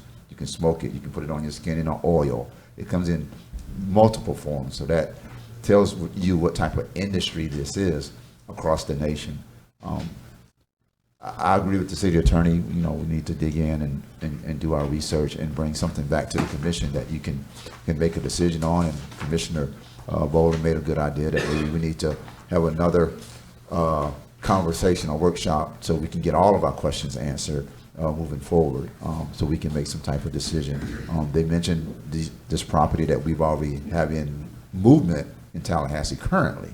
And so we've had groups that have come before us and have presented, you know, the opportunity for the development for housing. So there's a lot of conversations you're going to have to consider, you know, moving forward on this piece of property here for the city of Pahokee. We need housing here in the city of Pahokee. That's very obvious. We also need economic development here in the city of Pahokee, and that's very obvious. So we would have to go back and really, you know, assess what this company is offering. I do know it's a multi-billion-dollar operation across this nation, and small cities who've allowed corporations to come in like this, their infrastructure has been paid for. They no longer go to the state for grants because they're generating so much revenue, you know, back to the city that their infrastructure is self-built just on that revenue alone that's coming back to the city. I'm not saying that's swaying me. I'm just saying the industry for this type of operation is endless right now, and I don't know everything about it. And that's something that we have to research and dig into and come back and present to the commission again, because again, you've had other groups that have come in here, made presentations about this particular area of Pahokee, and it's centered around housing. And so we have to consider, you know, those groups, because they came in, you know, before this group, making some recommendations as well. That's my spill on it, man. I would add one more thing, which is that in a lot of instances when you're getting involved in a new enterprise, you have a tremendous learning curve. A lot of expense, a lot of trouble, a lot of mistakes. We've got people that have already been through that already know how to avoid those kind of issues.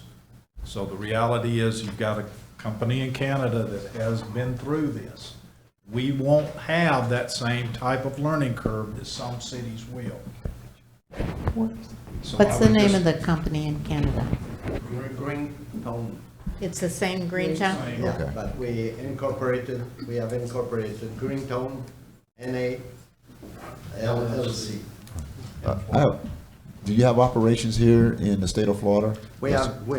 Yes, we are in real estate also, and we have bought some properties in Fort Lauderdale and big properties over there. We bought properties in Allendale, Fort Lauderdale, and we're just in the process of closing a property in Anslinger Island. So, and these are major properties, means, Will this be your first operations in the States, if it's in Pahokee? yes, And campus. yeah. All right, so. Are you in any other states? No, no, no, we concentrate here. Okay. And we put our energy in Florida, and this is where we want to be, and we're doing the right thing to do it. I'm sorry. What would be your upfront investment again? Well, here, well, it'll be major at the end of it, you know, because as you can see, just by the picture there, this greenhouse cost 40, just the construction cost was $40 million just for the greenhouse. We're not talking about the lab, we're not talking about the processing, just for the greenhouse. So that's major. Of course, we'll have to start with a budget, probably $15 to $20 million, something like that. We'll have to establish this together and make things happen as But as things happen, you're gonna have more and more people wanting to contribute, to be involved. You're gonna have more agencies within the state that are gonna see this as a pilot project, and they're gonna be interested in throwing in their support, depending upon how it's structured. Yeah. So we have a motion. Did we get a second? Regina, did you second? Okay. Yes, sir.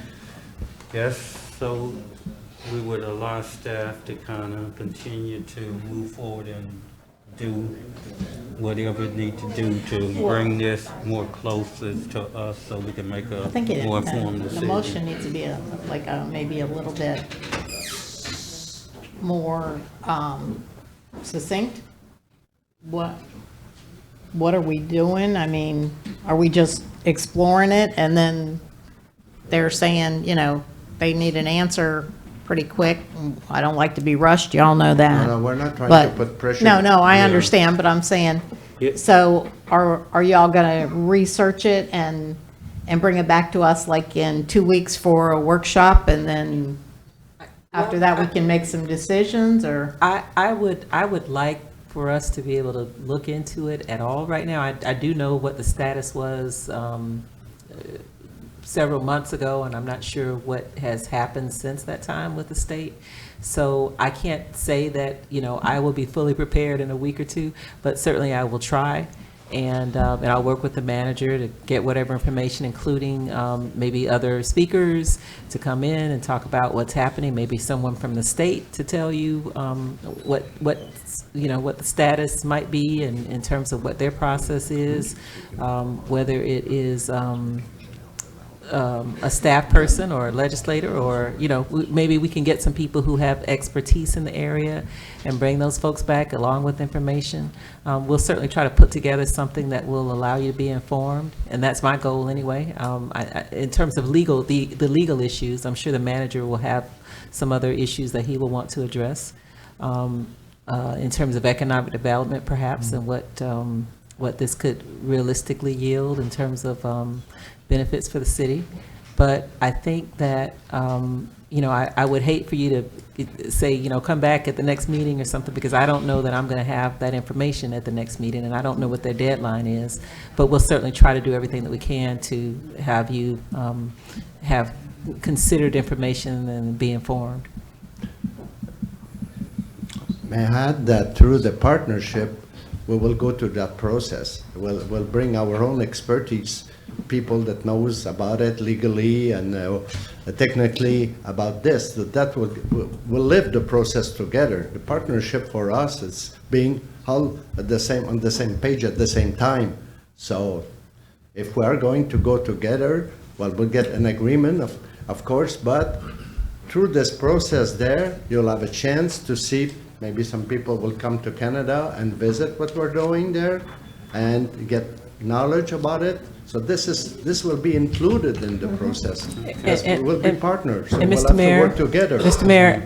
Mayor, I just want to be very clear that the city is not talking at this point about a partnership. At least that's not what I've heard.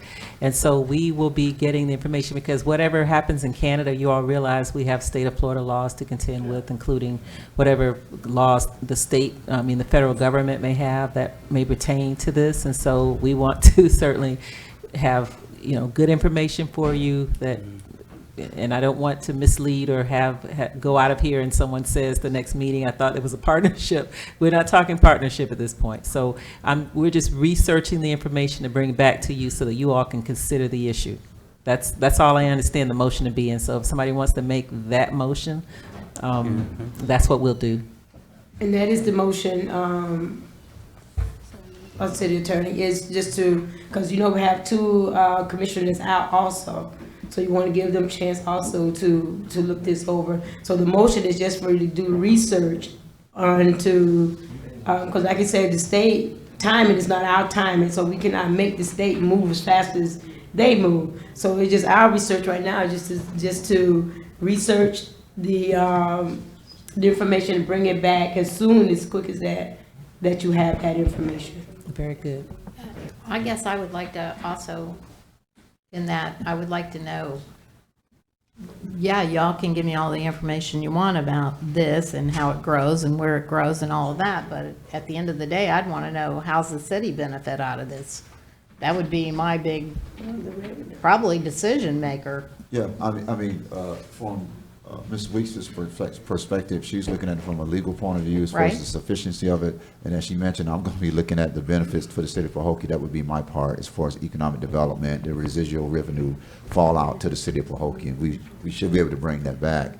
Again, we won't have. And so that's some of that'll what be we part of would the be research. discussing in the workshop. Yes, ma'am. A workshop. Yes. Okay. Yes. Okay. All right, I'm okay with that then. Exactly. Okay, so the clerk is asking me if you can please amend the motion to limit it to allowing us to go out and research the issue and bring back for consideration at a workshop. So the motion is to go out and research the information to bring back to the workshop on the Green Tone organization. Well, on the issue of. On the issue. Growing. Growing the hemp oil, yes. Right. Yes, ma'am. Yeah, and we need somebody to vet them. Not that y'all don't look nice, but who do we get to vet them? Well, Like the BBD or somebody like that? I think that would be premature at this point because, maybe it requires an RFP. Maybe it requires, I think we're researching just the issue. And so we're going to bring that back to you. So Right now, we just want to research information. Right. As opposed to this particular entity, you're researching the into it. It may be that this entity is a fine entity and you decide that, or it may be that you find that you want to consider other people who may have an economic development plan that they may have to commit to before you go forward. There can be a lot of different things that you can do, but I think the first thing that I understood you all to say is that you want us to research the issue. And so the motion's been made, and if there's a second to that motion, then, the mayor will take it from there.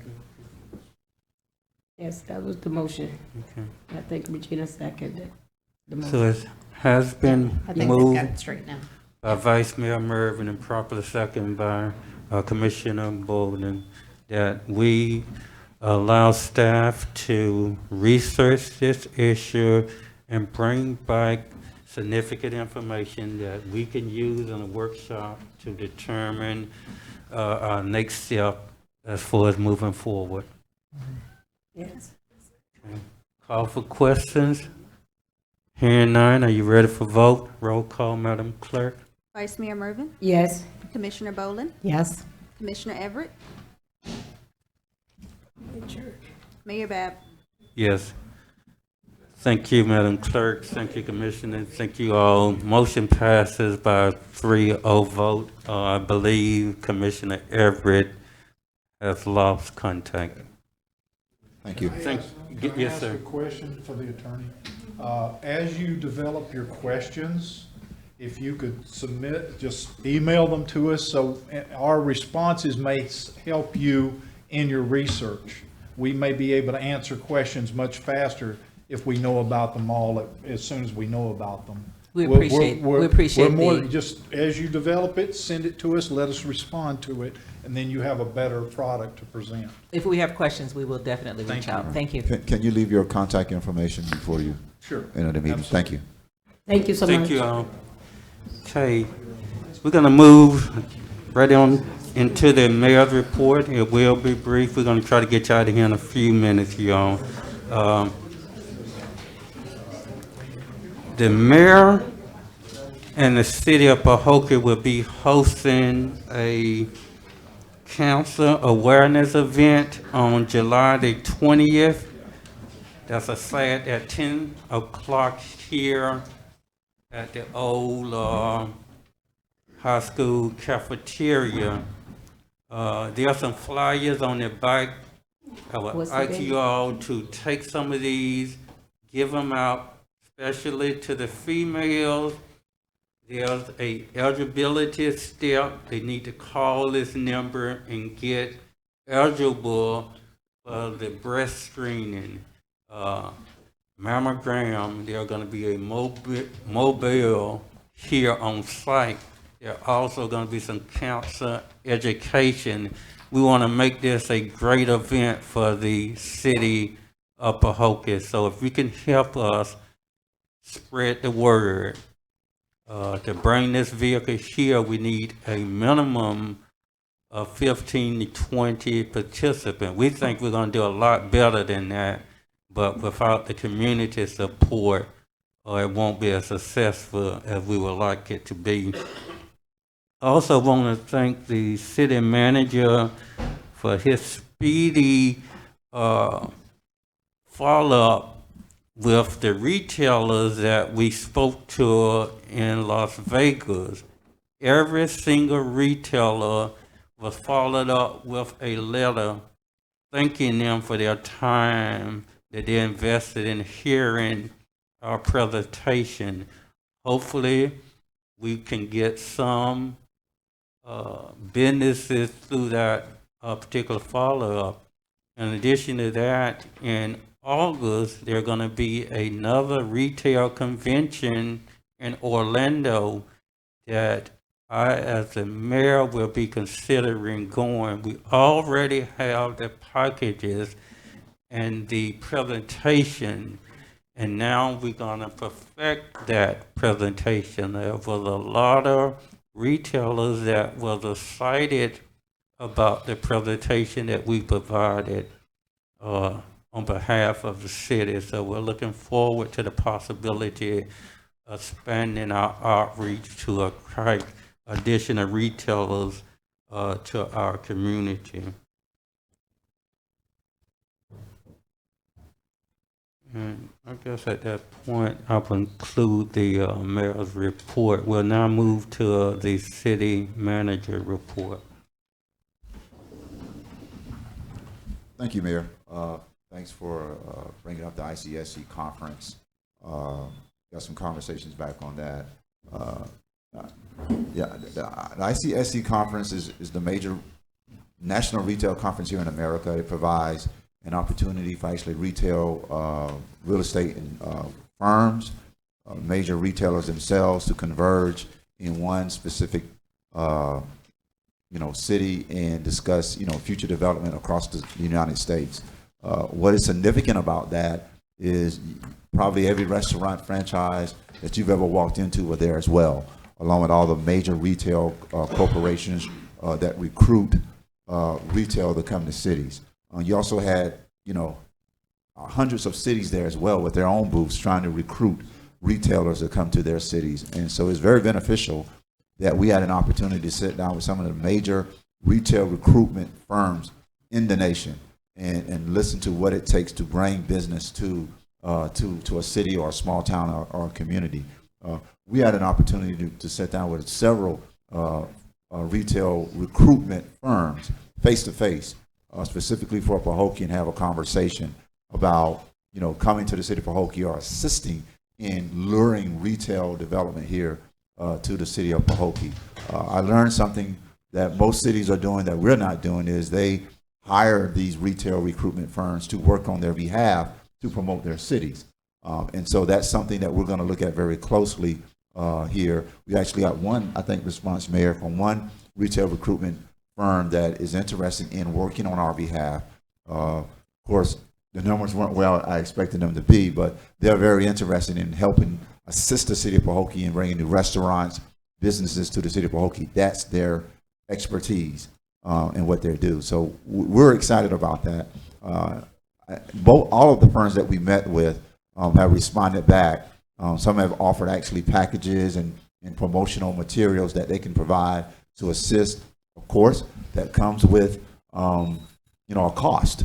When you hire retail development firms, they're not coming for free, but they will provide you a type of service that you typically would see in larger cities or any city that can afford their product, and that's recruitment of retail businesses. So we learned a lot. I think I took over 60 thumb drive presentations to this conference. I came back with four. So I had an opportunity to speak, to numerous retail developers. If you walked into a restaurant, I probably talked to that retail, that company or that restaurant. Wherever you eat here in Palm Beach County, I assure you, I had a conversation with them. And that's every restaurant outside of the specialty restaurants. I'm talking about the McDonald's, the Dairy Queens, the Longhorns, the Golden Corrals, even Walmart. We had fluid conversations with these corporations about the city of Pahokee, and every last one of them received a presentation on the city of Pahokee. So it's going to take some continued follow-up and to engage that interest and keep that interest steady and focused on Pahokee. And of course, everything that we're doing here in the city of Pahokee aids in that recruitment as well. Our renovations at the Marina, our subleasing, housing, all of those things are a conversation that we have with retail developers to promote the city of Pahokee. One particular organization, and it's a national organization that promotes your actual land that you own.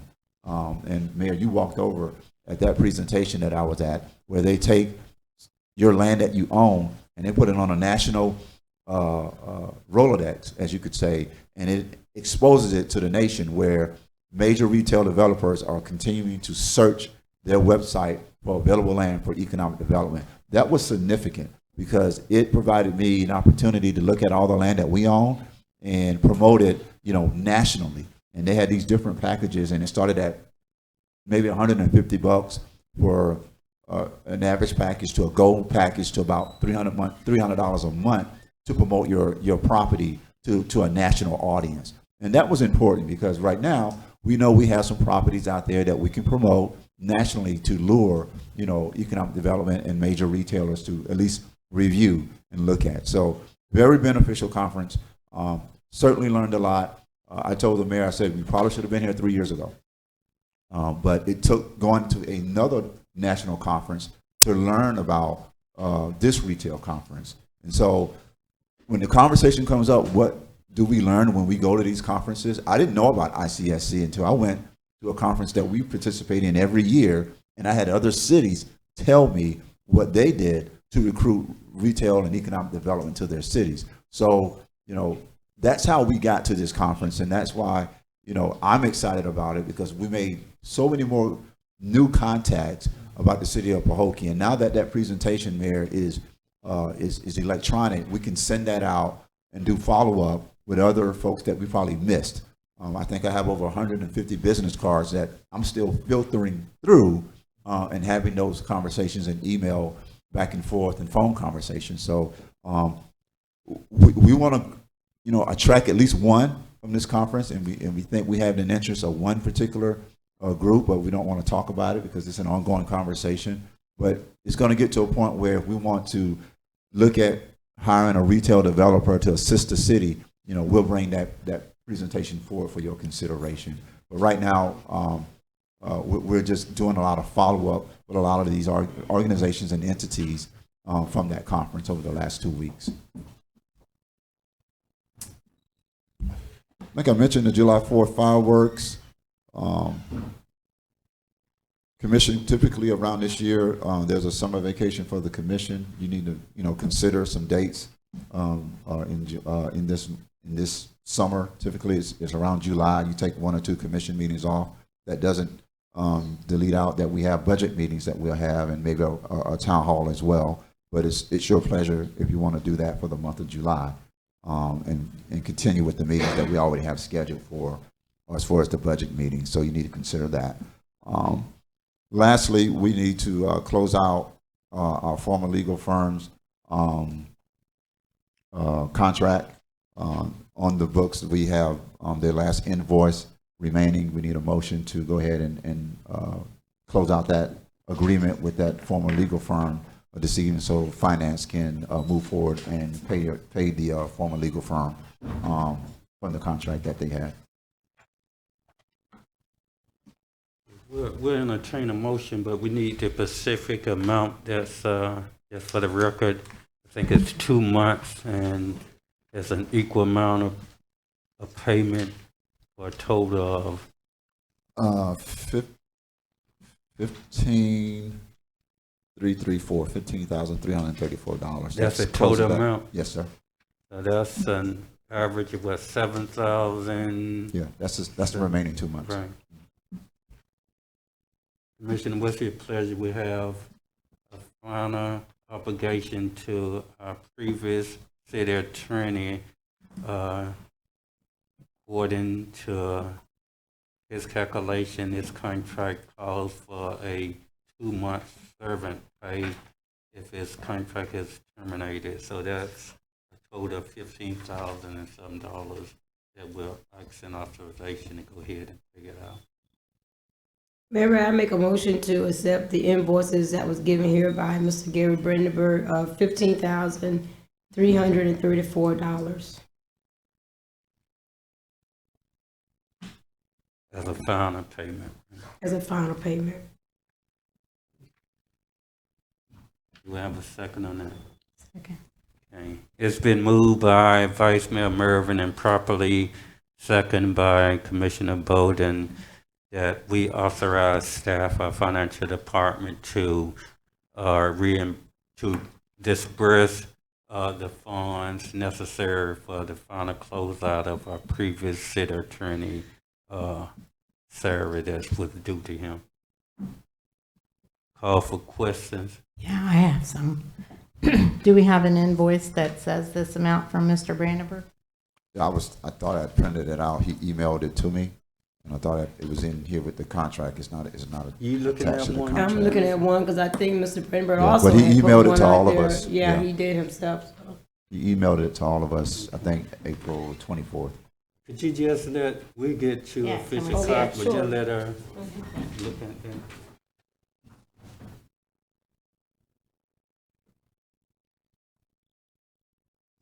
This says the total amount due is $21,260.99. Correct. if That's you look minus. at it, you That's can that's see- minus, Commissioner. That's minus the April. That's already been paid out.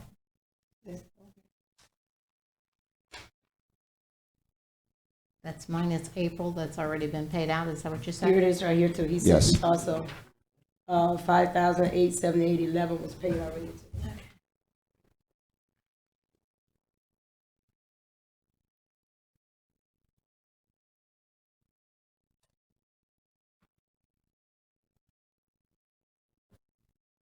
And those invoices, Mayor, so there won't be any misinformation, those came from Mr. Brandenburg himself.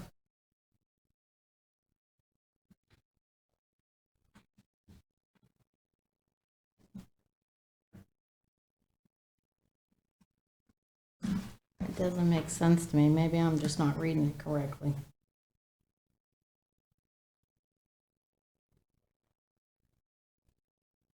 And those are the totals that he, Yeah, but I don't see where anything's been paid on here, you said something had been paid. Yeah, well, we don't have his canceled check, but April, when he sent this out, it was April, May, June. And then April payment went out. And then we got the last invoice just last week, which represents the final remaining, which is the 2 months.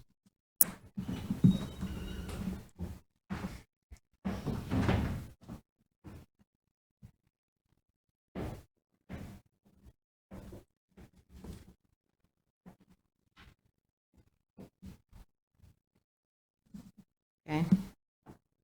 I see that, but it's still, that's just another invoice that you're showing me for Yeah, $15,334 that's the remaining. for the period of May and April June. 24th through June 23rd.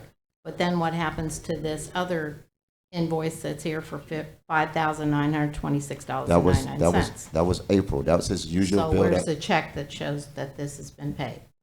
I don't have his check. It's already been sent out to him. I Can don't have accounting his, give us a check number? I'm sure they could. Listen, I think we're going, honestly, I think we're going too much on it. Pay the guy. The I city really don't attorney care, has sent his invoice on what he's been paid out. I think we go ahead and pay, we made a motion to go ahead and pay the balance to him. It came from him offices. This is his letterhead from Mr. Gary Berger himself, of $15,334. And so I make a motion that we will go ahead and direct the finance department to cut Mr. Brandenburg his final payment of the $15,334. And I think everything is public record. If you wanted to go and see a copy of the check, the number of the check, I think you can go right into the finance department and ask to see a copy of it. Yeah, and I would have liked to have So- that in my hand tonight so I could vote and know that I'm doing what I'm supposed to. So I'm not gonna vote and Well, say your- just well, your because you invoice say I here can did- go in there and see it. I don't see it in front of me. I have a question. I'm entitled to my questions, and I'm gonna have my questions. Sure you are, but the invoice coming from the attorney is giving you his amount. So either we pay him or we hold off his payment. So I make a motion understand to the go ahead concept. and pay Mr. Brandenburg, was due him. And believe me, if he did not receive it, I'm sure we'll hear about it. Commissioner Boland, if it rests with you, if it helps, when Mr. Brandenburg was released, his bail was, I think, like $21K. And we were in the middle of April, and we were about to pay him his usual payment for April. Then the April payment came in. So he was paid that. And he sent us the last bill, which is this one, which is for the remaining 2 months, which is May and June, and that's the total. That's his invoice for the last 2 months. Here's the thing. It's another one of these. Here it is. I'm handing it to you tonight. I want you to authorize a check get cut for But you it. saw this already. He sent it on April 24th. We all were copied on it. And then since that email, we paid him for April. But how do I know that? I'm taking your word for it that it's been paid. Yes, ma'am. I don't I'm- like I'm- to I'm- take ma'am, anybody's word for well, something. If you're Commissioner telling Boland- me the balance is this, then show me the proof that Okay. that's the balance. Commissioner That's all Boland, I'm this saying. is Commissioner Boland. This is the city of Pahokee, and one thing that we do here is we do day-to-day business, and that's what you hired me to do. And to sit in a commission meeting to be questioned whether we paid something to have proof Then to just close out a show me the contract. payment. That says that's just day-to-day operations. This is his invoice No, to that's close out not his day-to-day contract. operations. You're showing me two invoices. You're telling me that one of them's been paid. I'm not showing and you yet two I don't have invoices. any I'm proof that telling one you of he them's sent been you paid, and these this is the amount. invoices. I don't want to get into a whole big rigmarole about it, but just give me the paperwork. That's all I'm He's asking. giving you the paperwork.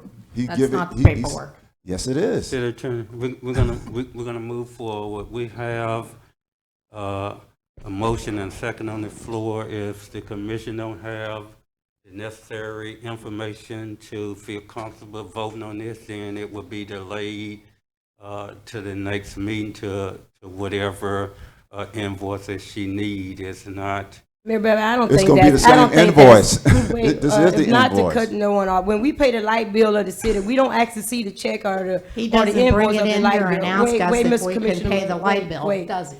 Wait. These invoices came from Mr. Brandenburg through email, through each commissioner himself of what is being owed to him. So it's by right that we go ahead on and make a motion to pay Mr. Brandenburg what's due him. Now, Right, and Mr. okay, Brandenburg gave you I'm not two done. I'm invoices not that done. say $21,000. I'm not done. Let I'm her- not let her done. make a I'm not statement. done. And we have the invoices since April that was due to Mr. Brandenburg, April 24th, 2019. Now, I think we should go ahead and cut the check for the $15,000. If anything else is owed to Mr. Brandenburg, I'm sure he would send us another invoice. But right now, let's go ahead and settle what we have in front of us from Mr. Gary Brandenburg himself of the $15,334.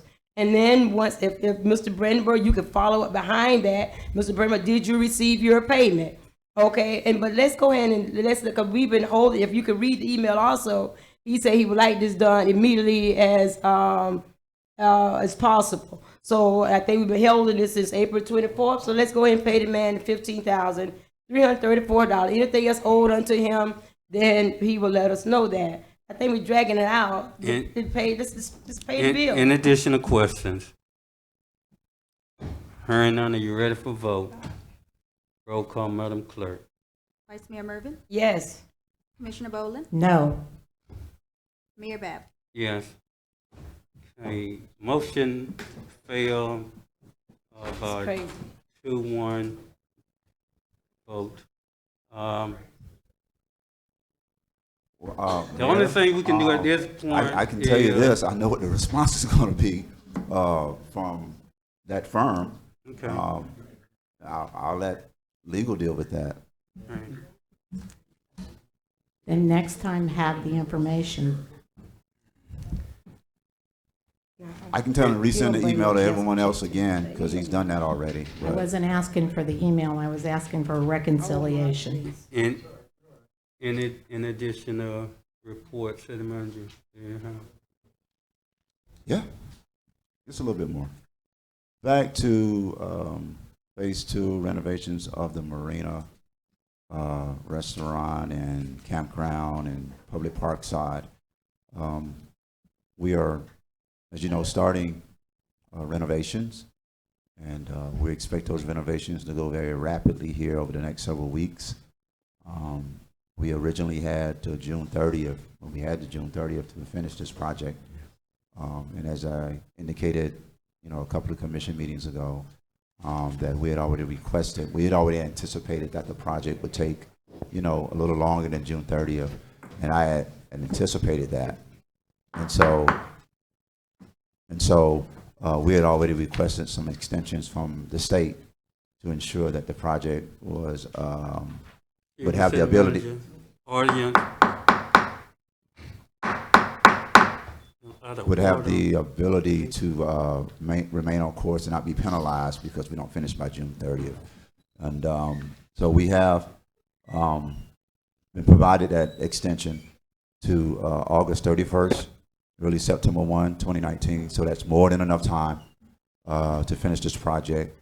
And so we just wanted to make that announcement. I know there was some conversations about the timeline. So we have to September 1 to get this project wrapped up, and we feel that that's sufficient time. The contractor certainly feels that's enough time to do this project and get it wrapped up, all completed. And so I just wanted to indicate that to the commission, because that was a question prior to how will we negotiate the June 30th date, and they've given us to August 31st. So that's it, Mayor. Thank you, sir. Before we move on, we want to establish our town hall meeting.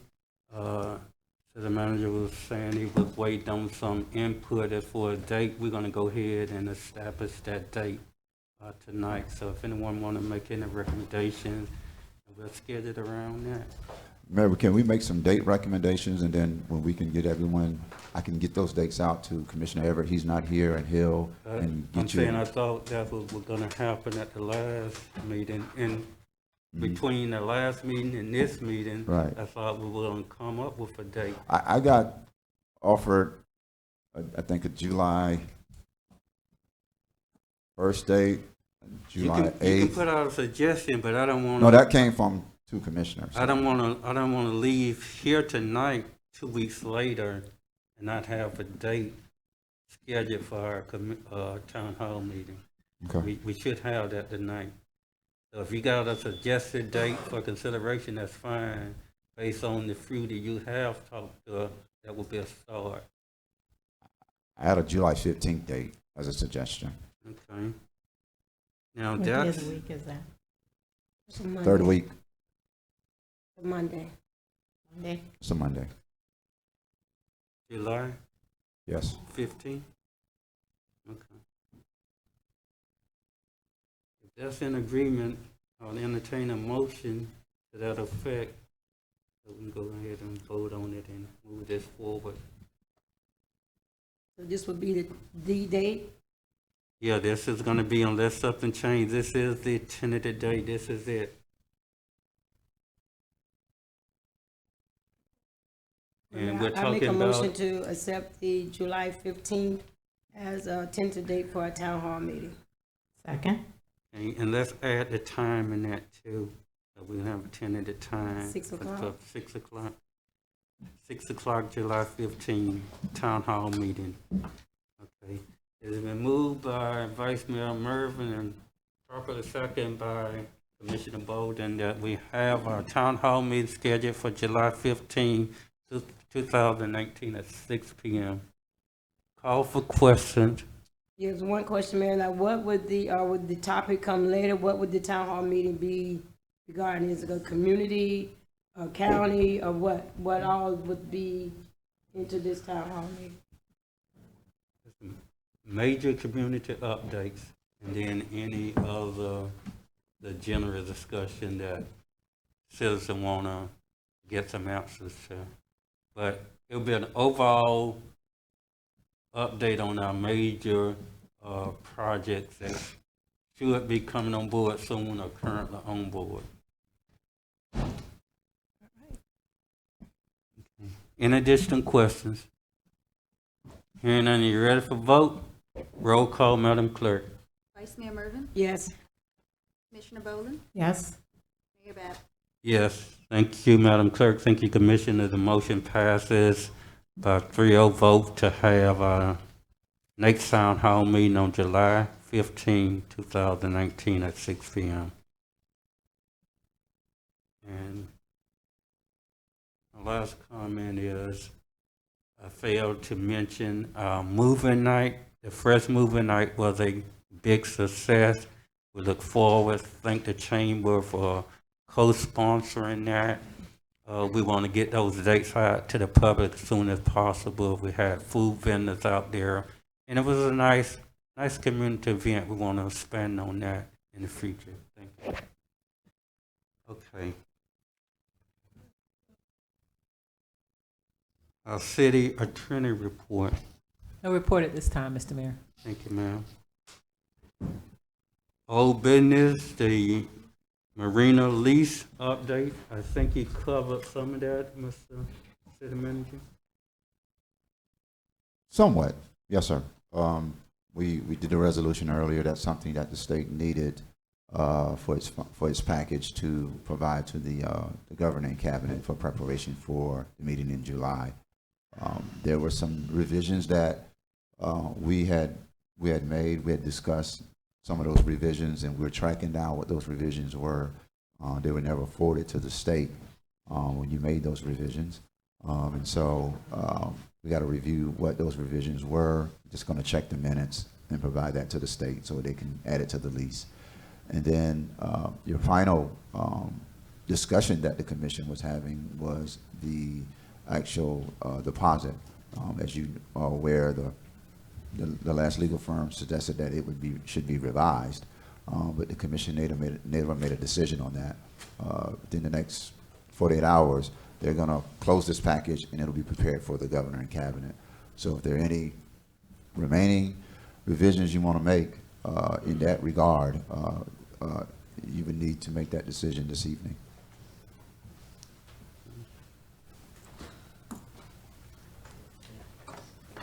I was thinking that we was gonna receive some sort of recommendation from staff, but I don't think we received that, and I don't know if the commission at this point want to entertain a motion to increase the deposit or leave it as is. This is our last and final opportunity. We're just going to be moving forward if we don't hear some type of recommendation or request. What was the as-is deposit, man? What was that deposit? Did you research and I find think the current one is 20,000 deposit. I think that's the current deposit now. I didn't want to put a dollar amount on this. That was a decision that the commission was pondering as a collective group, and and to give us a recommendation. I truly don't know what a real-time deposit should be. So we were like leaning to make, for this group to tell us what it should be based on how you feel as a collective group. Okay, we can throw out a number out there, but I don't think we would be, you know, accurate in doing that. So. Yeah, I know really, the former attorney had some numbers, Yeah. you know, and he provided those. I think at this point now, we're in the ninth inning, 3 outs, well, 2 outs, 2 strikes.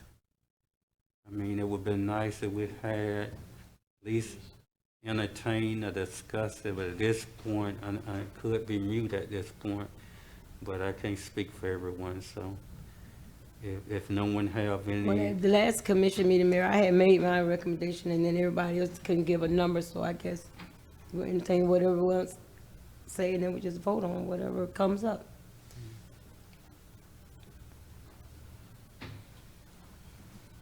So it's left up to you and Commissioner Bolden on what y'all, numbers that y'all put out there.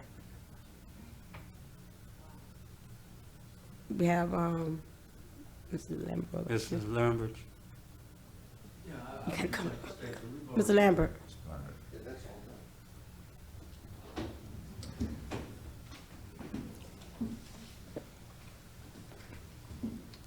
Good evening, ladies and gentlemen, commissioners. I'd like to state that, in my opinion, we've already agreed upon this. This was a number that Gary had previously agreed. I think it's a little late in the game to be changing the game. And as you probably know, I've certainly deposited well over $100,000 already in improvements out of my own pocket to your Marina facility. So I think that what we'd already agreed on should stand, and I would appreciate that. Thank you.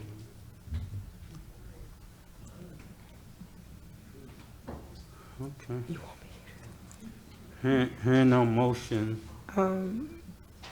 So what was the agreement, Mr. Lamb, what was the agreement Gary had said, 20,000? Yes. Because I now, don't shoot the messenger, I know at the last commission, meeting when he was here, his suggestion was, if they probably pulled the record, that it should be increased from 20,000. That was Mr. Lambert, Mr. Brandenburg's suggestion. So my suggestion was 30,000. I don't know what the other commissioners or mayor would say, but it's up to them, up to the majority.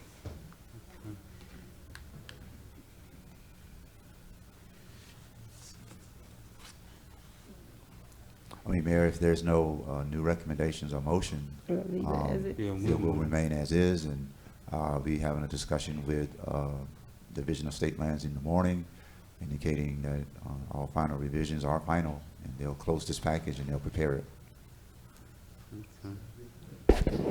There is only, I guess, one other issue, Mr. Mayor. I think that there were that wasn't the only thing, right? Wasn't there something else that had come up? There were small things like maintenance, lawn care, and those were the things I was looking for that we had already figured out, but they had not received those revisions that we had already agreed upon. So I have to go back and pull those out of the minutes and provide, but they were very minimal, nothing significant like the deposit. Okay, thank you. All right, we'll move on. There was no formal So you need to make a motion then to go ahead and accept it as is and vote, but you don't have to make a motion on that? So it just remain as is? No, you've already made a decision on the other revisions already. So you don't have to make another motion. I just wanted to ensure you that that was your last conversation and you didn't finish it. All right. So I'm good. All right, we'll now move, we don't have any new business. We'll move to citizen comments and general concerns. Madam Clerk, at this time, we will have any citizen comment card completed. Yes, sir. The first one is from Miss Annie Core. Ms. Core, if you would, come to the mic.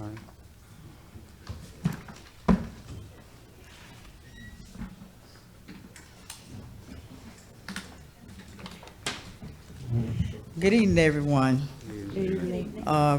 Mayor Babb and Vice Mayor Mervin and, well, Chandler and Bolton. I stand before you to tell you the last meeting I came here to be here at the meeting. I goes outside and I get bullied on what I said.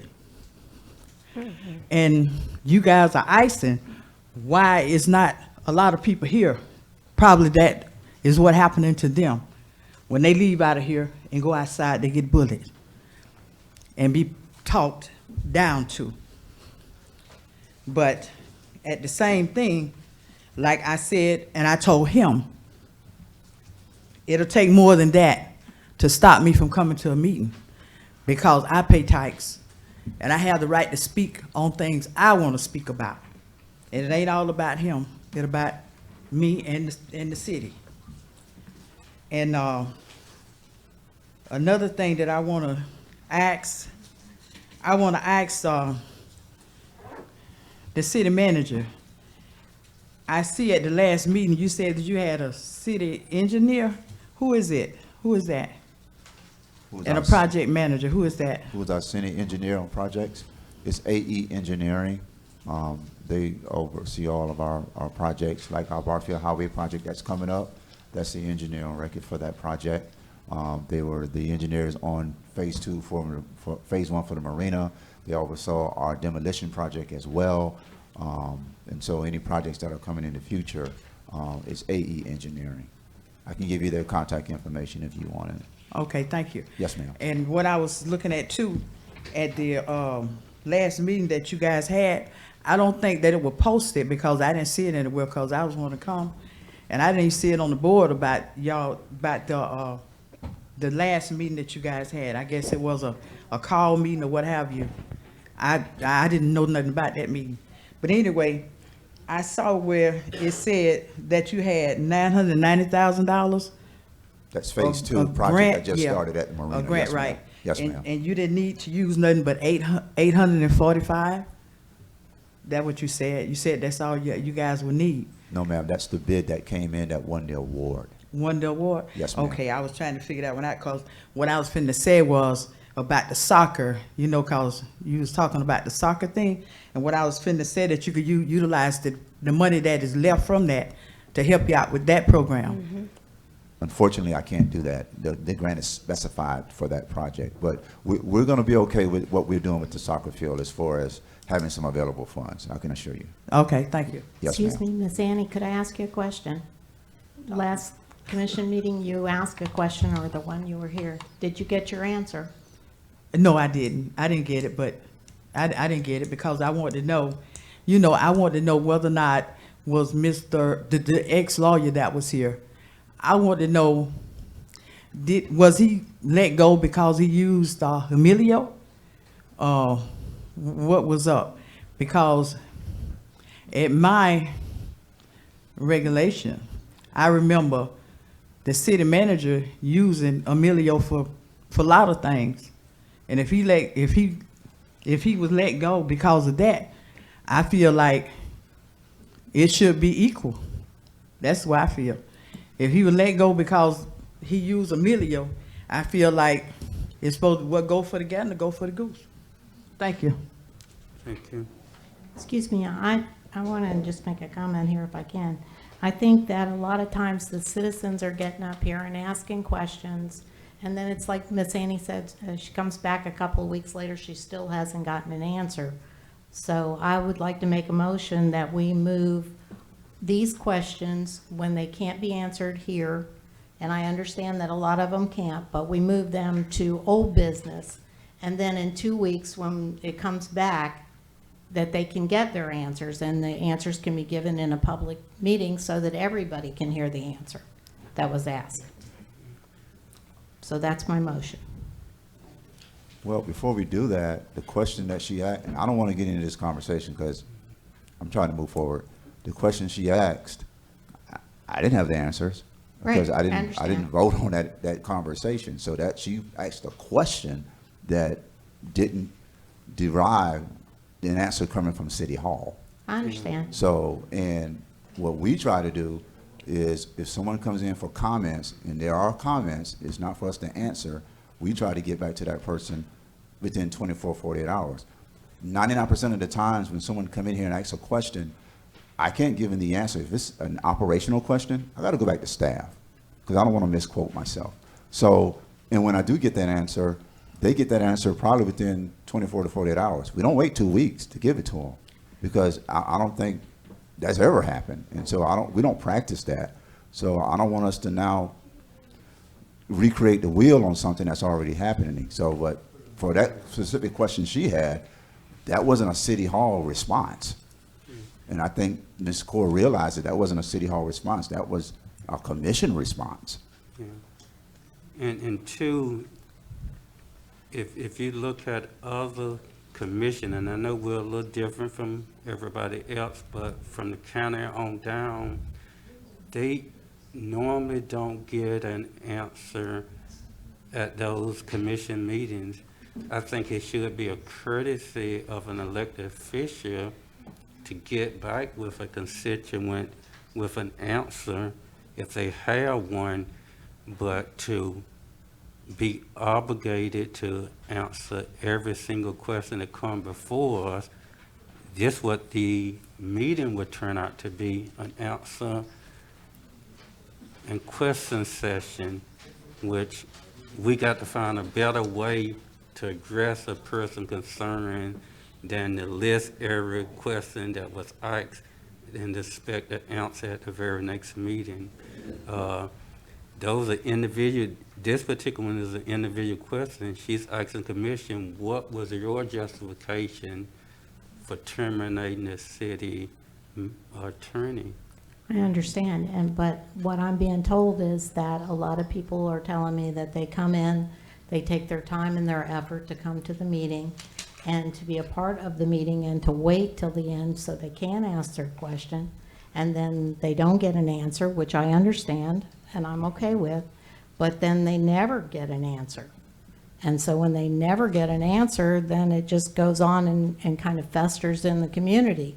So I was just trying to figure out a way that we can answer the questions that the people are asking if they take their time and effort to come here and sit for 2 hours while we go through everything so they can ask a question. It would seem like they should be entitled to an answer.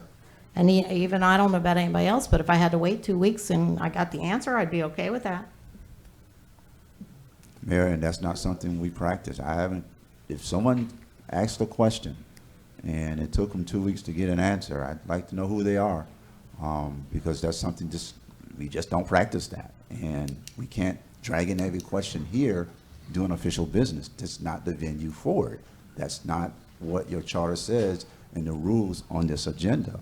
So, I mean, you're welcome to do what you want, but we try our best to answer every question. If not here, then thereafter within 24 to 48 hours. Because every question, and we get some pretty interesting questions sometimes that takes, some moments to actually think about and come back with an answer. But, I try my best to answer every question. And sometimes the questions that are answered or get answered is not the answer that people want. And so they are sometimes say, well, I didn't get the answer I want. You got an answer, but it wasn't the one you were accepting. But we do our best to answer all our questions between 24 and 48 hours that come out of this meeting. And I've had very few people, if at all, that have came in here for a meeting, asked a question, I didn't know it, and I didn't get back to them within 24 to 48 hours. I haven't come across those folks that said, Mr. Williamson didn't call me back in 24 to 48 hours, and I didn't get an answer. Now, if you're getting those, and they're calling you specifically, send them to me so I can follow up and make sure they get an answer. Let's not wait, like you say, 2 weeks to come in here. Give them to me immediately. Maybe I'll miss one. And Mr. Mayor, if I may, there are some legal implications. I think if you put that in writing, there could be some things that have legal implications that the city will be admitting to, or whatever. I think you put yourself in a position that could be compromising. But having said that, one of the things that the commission, I mentioned in a previous meeting that I would like to bring back, rules of procedure that you may consider, and one of the things to address the comment about people waiting for the entire meeting before speaking is you may have public comment in the beginning of the meeting, and that's what I think most cities do. And then that way, people, if they wanted to voice something, they wouldn't have to stay, you know, for the whole meeting. They can just let you know, these are my issues, and they can also have public comment before you vote on issues, which will allow the commission to have input from the citizens about resolutions that may be on the commission agenda. Well, part of the citizen comment agenda item only is intended I for see. that, so we Okay. can hear their concern prior I to see. even discussing it. I understand now. Well, what you may consider is just having everything and not limit it to agenda items. Just have people come up and they say whatever they want to on the 2-minute mic, and then you hear it, and then that will prevent you from having a whole separate meeting at the end of your meeting to discuss things that you didn't anticipate. And also, Mayor, if I can add, Ms. Core, if I'm not mistaken, all of our commissioners live within the same radius in Pahokee, that you don't have to wait to commission meeting to ask those questions. You see, I get asked questions all the time in the grocery store or wherever, just out. If you see your commission, whatever you want to ask a question, because sometimes I don't think some of the questions has to wait 2 weeks. If you want to know answer, if they have it, they can give you their answer, because I really don't believe just up here all night long. Anyway, like, you know, like, we have one-on-ones, anything you want to know, we can always go get that answer and bring the answer right back to you. We don't have to wait till commission meeting to do that. Come up here, Ms. Corrigan, they can't take you when you're on,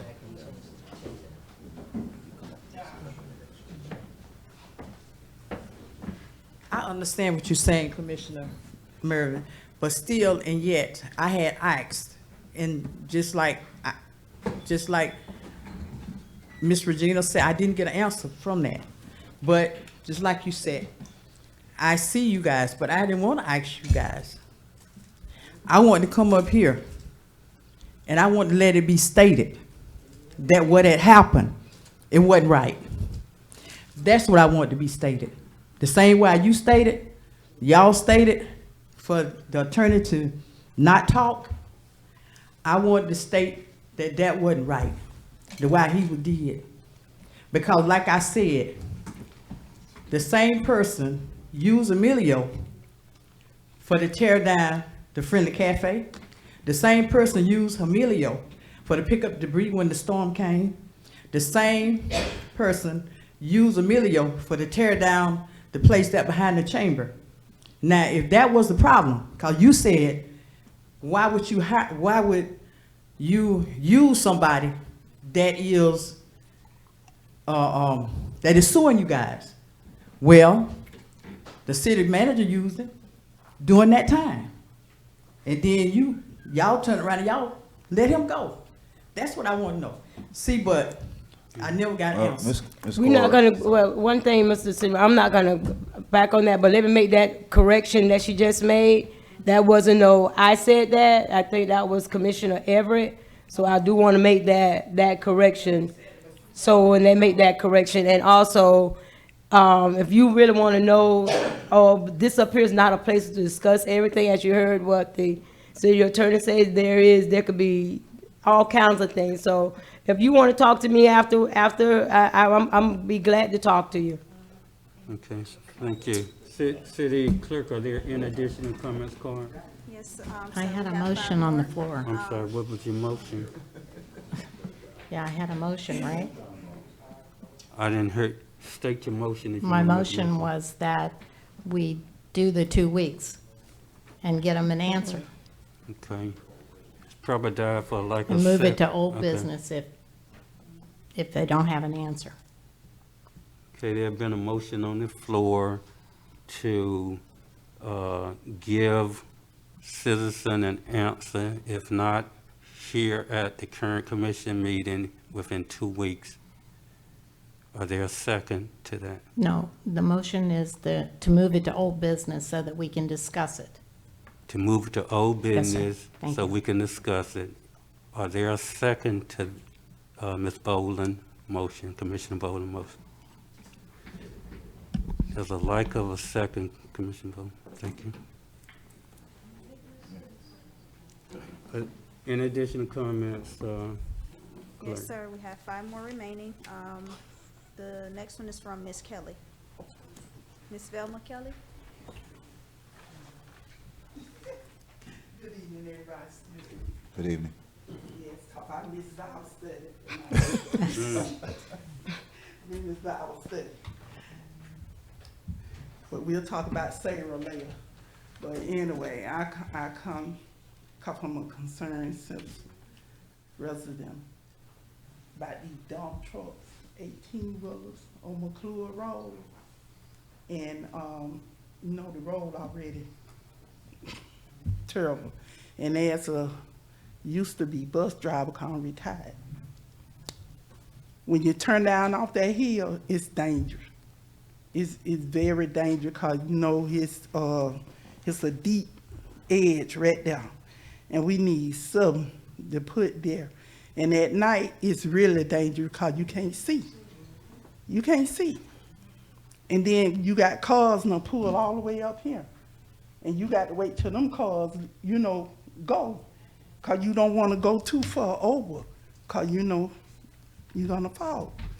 And then, like, last week woke me up because we had these dump trucks rolling like they was on 95. And every time they roll, my house shake. I mean, I got so my house shake real bad. My water and I started running slow. I don't know if it's a pipe and I bust up underneath of the roll or whatever, but my water is running real slow in my house. And I called the city. I talked to Mr. Sandra, and he told me that he was aware that the 18-wheelers was running. And I say, no, the 18-wheelers ran last week before last. These dump trucks running now. And he said that, but they were working by the tree farm. I said, yeah, but you can go around by the dump. And they coming from Belgrade, because I seen them. And they can go down Hooker Highway and come up, you know, 715 way in the Pahokee on that road back there. But they running up and down this highway like nobody live out here, you know. And we got little kids running across the road, you know, school out. And, you know, kids running and stuff. And then I was fit to turn in my yard, one blow for me to move out the way. A dump truck. And we really need some help out there to slow these cars down, these buses down, and these trucks. Mayor, I can pass this information on to PBSO for as the speeding is concerned.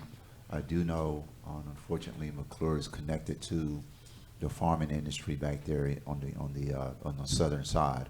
I also was aware that there was one particular farmer that was wrapping up his activities there, and he had several trucks and semis parked right there at the corner of McClure Road and in South Lake. I know they wrapped up those activities. I'm not saying that was why there was an excess of ramped up dump trucks going through there, because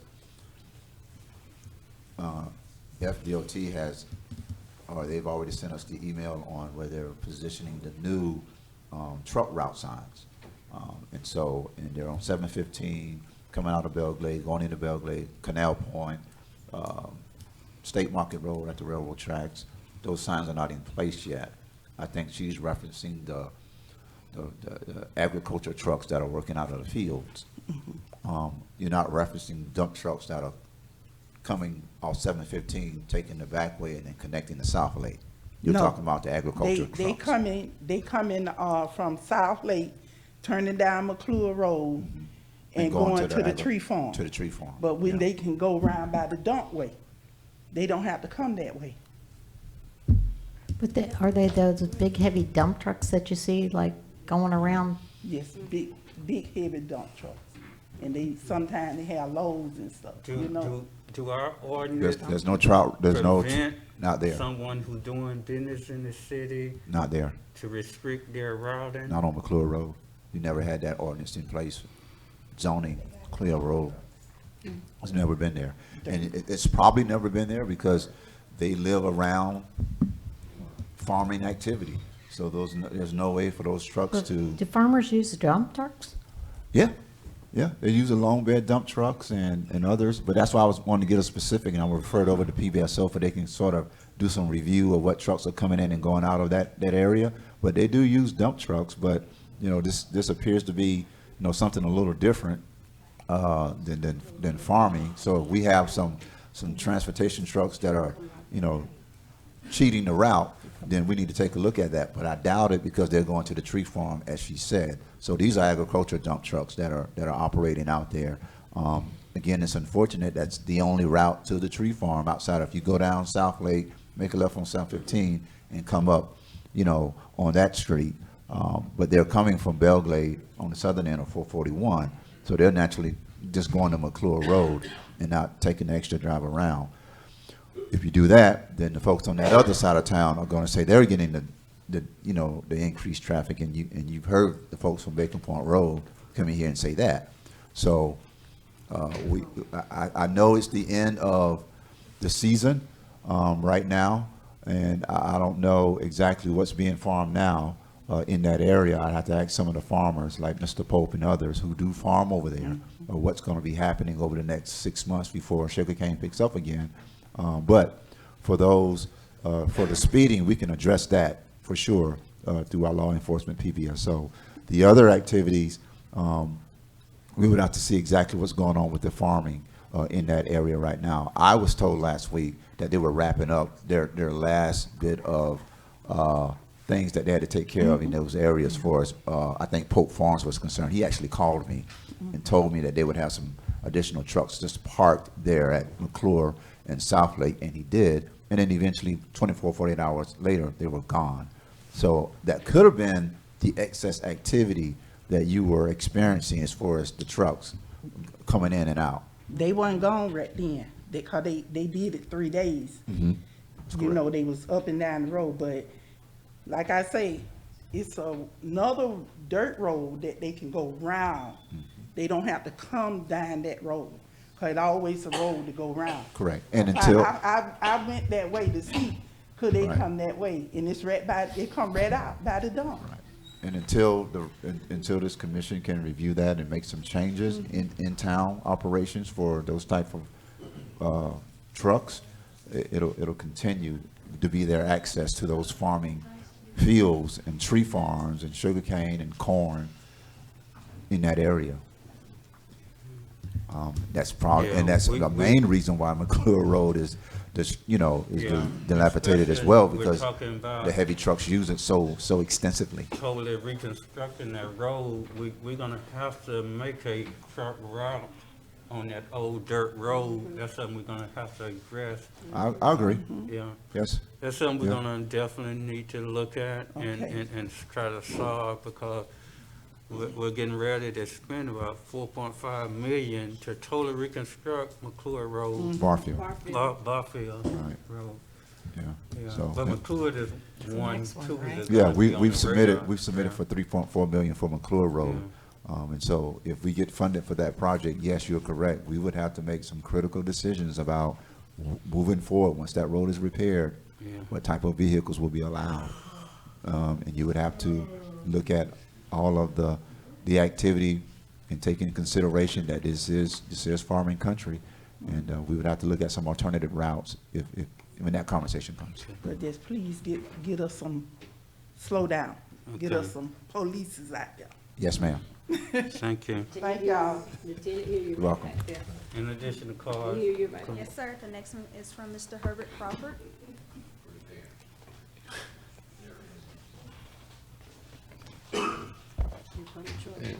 Good evening. Herbert Crawford, 8833 Eldorado Drive. Question, I received several calls in regards to this year's Bike to School Bash. We sent out literature through the schools that the bash would be the 27th of June. And, I mean, No. July, I'm sorry, July 27th, July 27th. No, ours is always August. It's always August. Well, because the school starting, the county and they sent out the information that the Bike to School Bash was July 27th. Because school starts earlier this go around. So we received calls. Actually, you have multiple cities doing their own back-to-school bash date. That's like a threshold of where they want to do it, but ours is already scheduled for August 10th, just like Belgrade's is scheduled for, I think, August 3rd. South Bay's is, I think, August 10th as well. Ours is August 10th. And- Teachers report back to school on the 5th. Right, but school doesn't start to that week later. Right. True. Right. But anyway, the conversation, the call I got from the county regards to, I guess, the way we've been, I guess, with the collaboration with the county and different agencies on the back to school bash. Now that they were trying to keep everything, I guess, unified throughout the counties and whatnot with the back to school bash. But at this point now, I guess, I don't know, we've set a date, you were saying August Yeah. 10th? We've always had that date set, August 10th. And location, because that was so. Same location. At the school, Pahokee gym, high school gym. on the 10th? August Okay. 10th, at Okay. Pahokee Middle Yeah. High School. Because I know there was conversation about the 10th. I know they're saying that because of the 10th and it's getting ready for school, that would be, The city hasn't had any conversation with anyone on that, so I don't know what conversations you've heard, but that's our date. If anything changes, I'll update the commission. okay, so the 10th at the high school. Yep. If it changes, I know there are some conversations of logistics for the high school. That's an ongoing conversation, but the date hasn't changed or the location. As of now, hasn't changed. Okay, so with the county, so, all right, I guess. Who's having it in July? Well, that's the county, OCR, Houston State Office and whatnot. That's actually the starting date for back to school bashes, but it's not the date for everybody. And it's always been like that they have a starting date for back to school bashes, but you don't have to do your back to school bash. You don't have to do it, but that was, I guess the county was trying to keep everything unified. So what was happening in the past prior to us unifying, Belgrade would have one this day, South Bay would have one, and the same people was going around to all the different events. So they were trying to bring everything into one, saying, so everybody was on the same page. But that's why we do registrations and we prevent that. And those things are collaborated with all the schools when we do that. We've never had an issue with, parents coming from one back to school bash coming to another one. We've always did pre-registrations. Prior to, we had that issue. Prior to, yeah, and but that's why, and then the last couple of years, well, 3 or 4 years now, we unified to do away with that. So right now, I know I was called to a meeting today, so now the school's now looking to do it at West Tech, and my concern was, so now it's separating what we was doing that we worked to put in place, so everything was as one. So now, the district and the school and the county looking now to do one at West Tech on the 27th, to do everybody? it.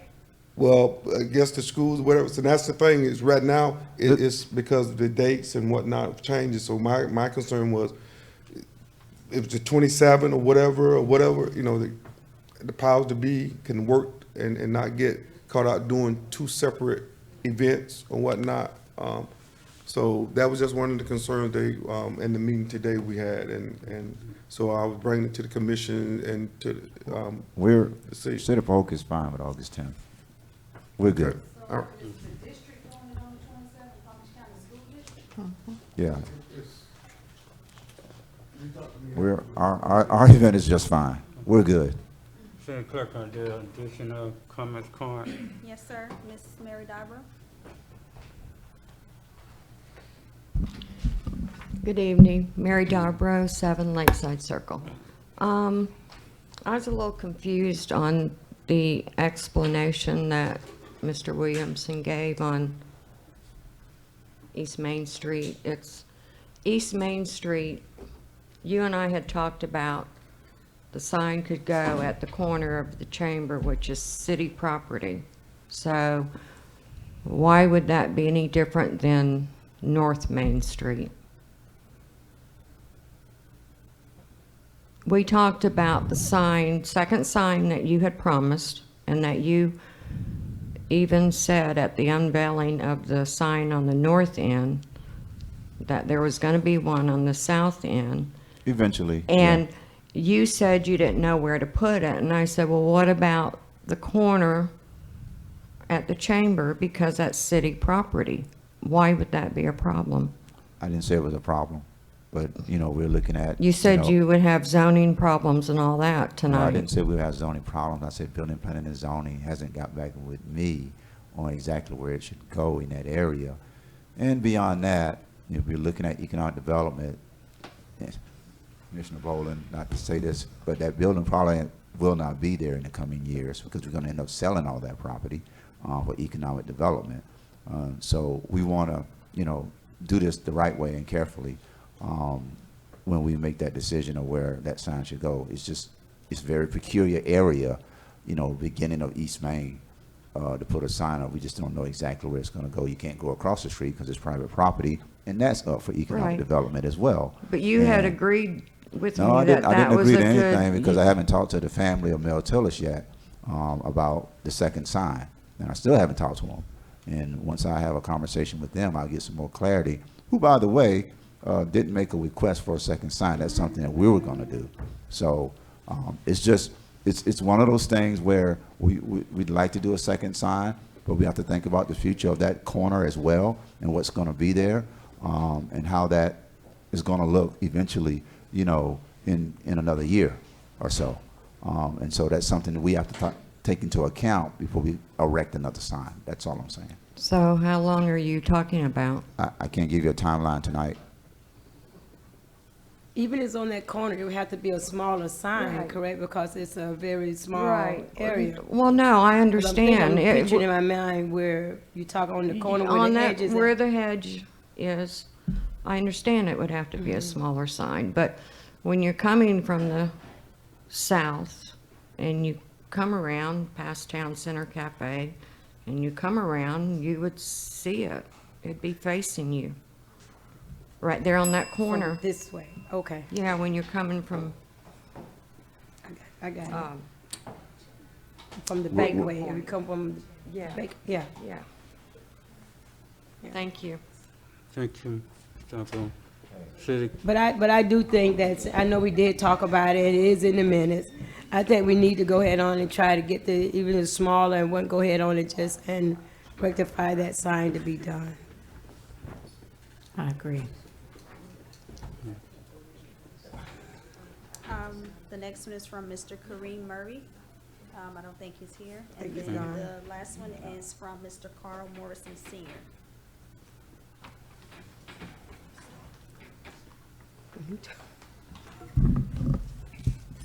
Good night, everyone. Good night, you're right. First, I would like to say thank you for coming up with a date to hold yourself accountable for town hall meetings every quarter. I have a question in reference to the resolution that was added tonight, Resolution 2019-30. If I can get some clarity on that, because that was in reference to a meeting that was held on January the 8th, 2019, dealing with the property at 1501 Rams Road. If I can get some clarity on that, please. Because when it was in the meeting, it was stated that that property, when it was going to the governor and the cabinet, was in reference to housing. Tonight, I heard another word added onto that, and Ms. Bolden, you caught that, and you asked that question, so I'd like some clarity, please.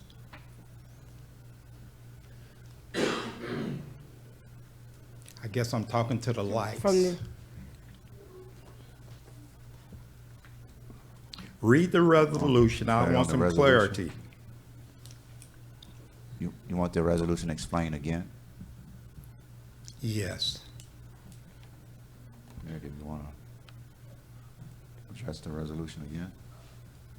Listen. was, For public yeah, comment? Okay. The item was on, the state basically asked for as additional information for there to be, when the easement, when the city, before the issue goes forward, the state wanted to find out, and make sure that it was housing was a part of the comprehensive plan.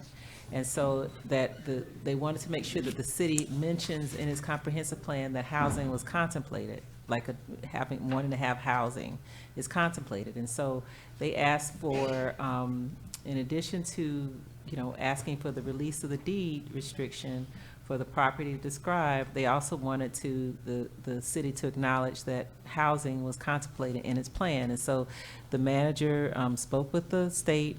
He showed them, what was contemplated in terms of the resolution. The state agreed that this is what we wanted to see, and so it had to be brought before the commission, and they wanted to see it in a resolution format. And so it's not anything tricky or, No. anything Listen. mysterious. It's just adding. So he explained earlier that the economic development piece was just, he sees it as also spurring economic development. But housing was all the state was concerned with, so that's all we put in there because that's what was the state asked for. Okay, that's what the orders was done on, housing. It wasn't anything else added on that, sir. Now, if that's your decision, it was not their decision. So all the resolution is what matters, so his backup is less important.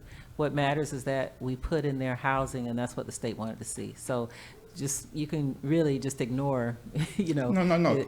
I go by documentation. Okay. So, but that's what passed was the resolution referencing the housing component that the state wants to see. That's all. So it's not anything, that's why I'm saying it's not anything complicated. It's what was put in there. Whatever he interpreted is actually, he interprets it as being for spurring economic development and all of that, but the state asked for housing to be addressed. So there's really nothing else that I know even to tell you. It's just, we put it in the resolution. That's what the state wants. It passed by the commission, and that's it. Well, I just want to document what was stated and what was the agreement, okay?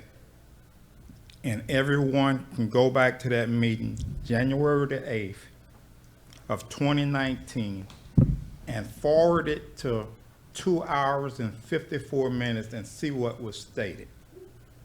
Because I won't get into that. If I have to do something else, I will, but I want to make sure it's documented what was stated. Any additional comments?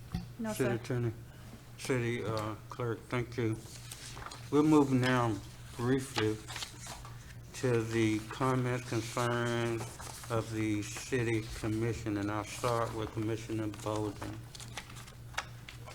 Good evening. Thank you all for coming out. I have a couple of questions. Who actually, this is for the city manager, who actually cleaned up the leftover stuff at the hospital, and was there a cost for that? Who cleaned up? Excuse me, cleaned up what again? Yeah, who cleaned up that mess that got left over at the old hospital? I saw some workers over there, and they were with grapple trucks and stuff, and they cleaned up the stuff that was just sitting there. And was there a cost for that? I'm sure it was. I think that company was, Mulo out of Belgrade. And what was the cost? Couldn't tell you tonight. I have to go into staff and get that answer back. But I'm pretty sure it was Mulo. That was the company that came and helped remove that remaining debris outside. But I have to get a definitive answer for the cost to you. Okay. And did we decide, are we going to have a July meeting? Are we going to do a budget meeting? Our budget meetings will be announced probably between now and the end of next week. Once the finance department finishes all of their interdepartmental meetings with directors for budgets for departments, then we'll announce our schedule for our budget meetings, for one for July, one for August, and of course the final approval in September. Okay. And has the request for the city attorney been advertised, and if so, where? No, we just wrapped up an RLI development. That's a proposal for services, and it should be going out within the next several days once we get it all formalized up. Again, we wanted to get the city attorney in place, and then we started working on an advertising document to be put out to the public. So hopefully in the next several days, probably not by the end of this week, it'll go out probably sometime next week. Okay, and does that count in our 90 days? No, it counts because you have to put a date on it. It counts per the date on that document. You can't backdate it.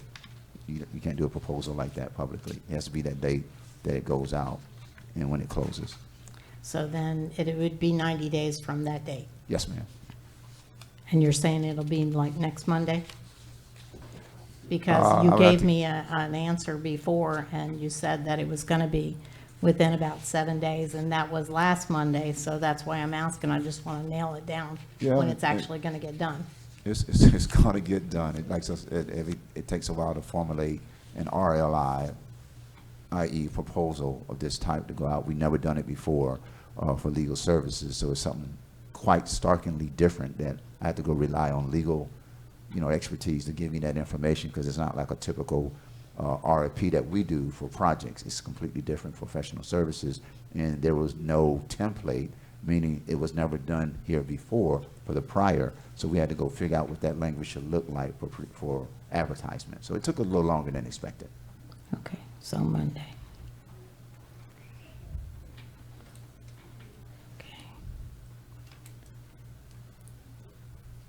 And then you were talking earlier, you said we're going to convert a field at MLK for soccer, correct? Yes. Yes.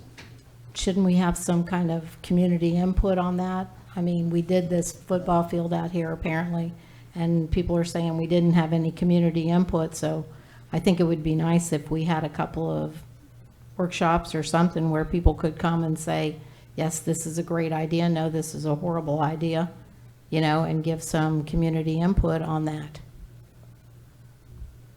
So do I need a form of a motion to have some community input on I that? think we need a workshop on preparing a soccer field. It's a great location. We did our due diligence in ensuring that this location is perfect for soccer. I don't think we need a workshop I understand, on but I don't soccer play field. and you don't play, so shouldn't we Actually, ask the people who actually play? Actually, I have played soccer in my former life in Yeah, athletics. so did I, but I don't play anymore. Then trust the staff that we know what we're doing, please.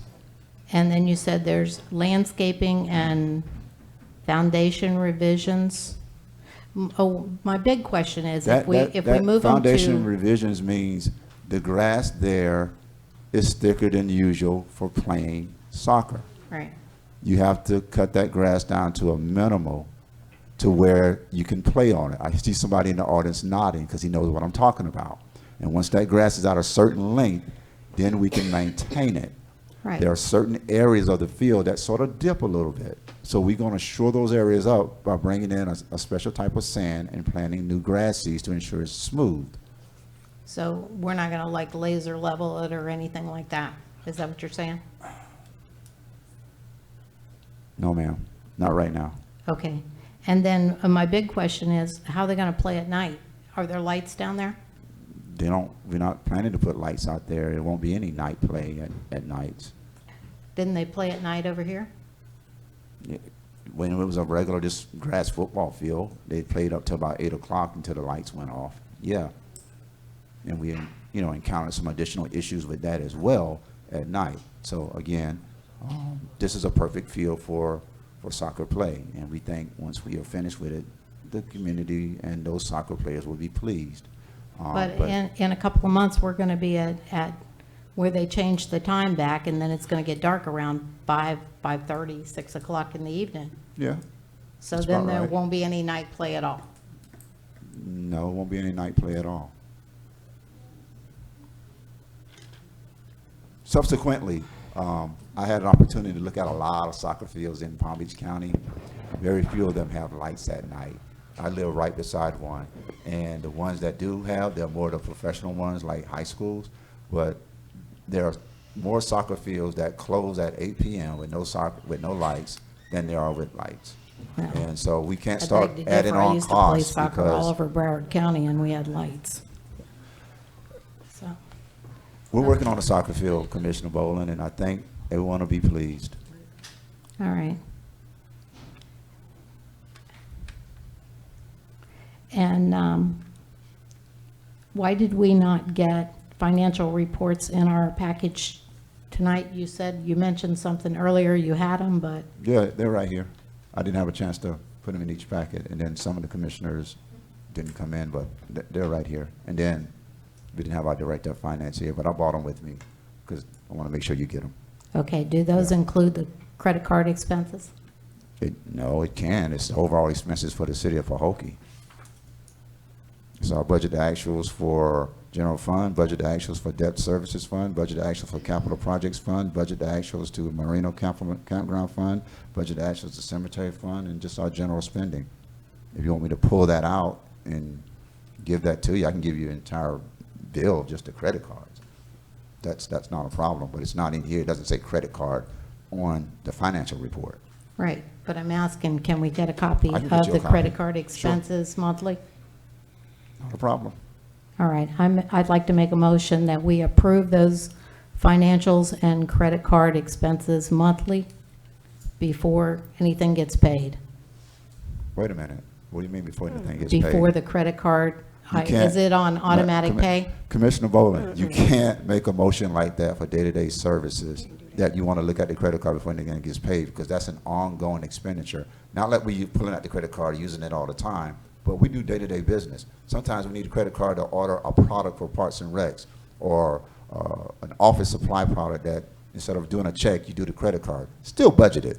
There's no extra money that we're spending out of our budget, but you can't tell us to bring you the statements or bring you an order before we make a purchase. You just can't do that in day-to-day operations. I didn't say before you made a purchase, I said before it gets paid, the bill. You can't do that either, because our credit cards are on a cycle of payment that is automatically generated from finance. You can't hold that payment up. Is that true, Attorney? Mr. Manager, the commissioner made a motion, there was no second, and so that issue is dead at this point. So then I'd like to ask you, Attorney, is that true that we cannot look at the credit card bills and approve them before they get paid? I think it would be tedious for your city operations. I'm not saying you can't do it. That's, I'm yeah, just I didn't saying- ask if it was tedious, right. I asked if we could do it. I don't think it's practical, but you could probably do it, yes. I'm sorry, Mr. Mayor, but haven't you in the past asked to see the credit card bills monthly? And then haven't you asked to see the financial reports monthly? That's a little different than wanting to see what we're about to pay that we need to pay. That's being generated automatically through, our pay services. That's different, because I get the point of financial reports. We understand that, and you're getting that. It's right here. But we cannot hold up our automatic credit card payments, which is already budgeted per line items in departments, for you can see it, because then we'll be late paying it. Can't do that. Commissioner Bo, what you can do in your motion is just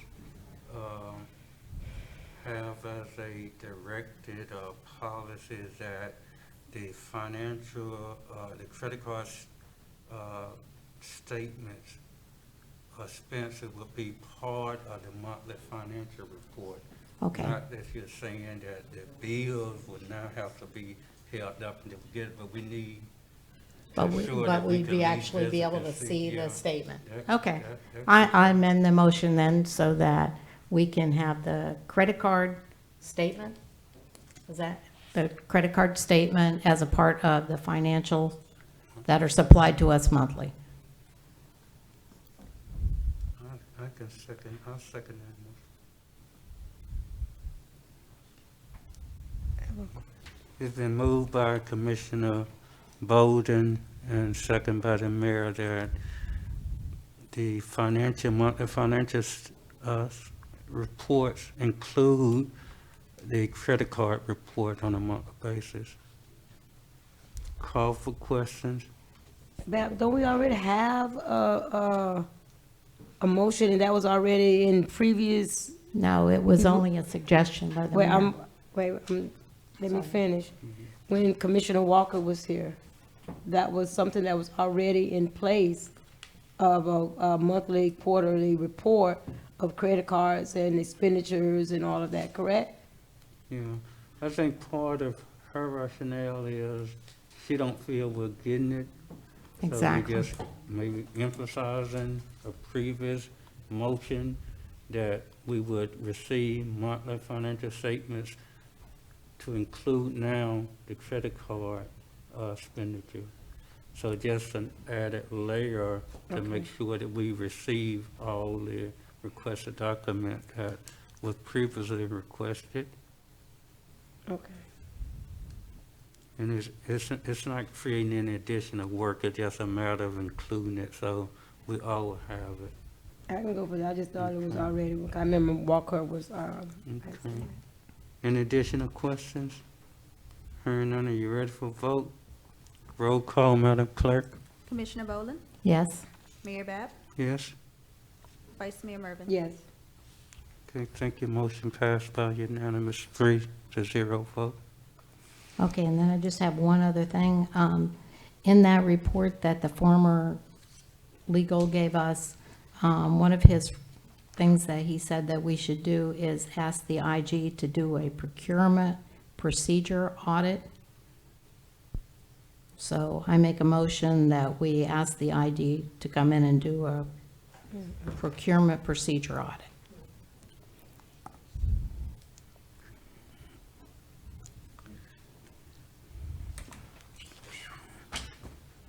All right, I'll second that.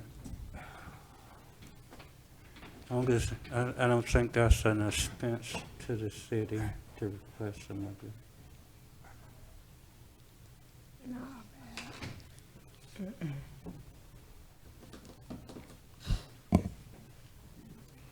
Okay, it's been moved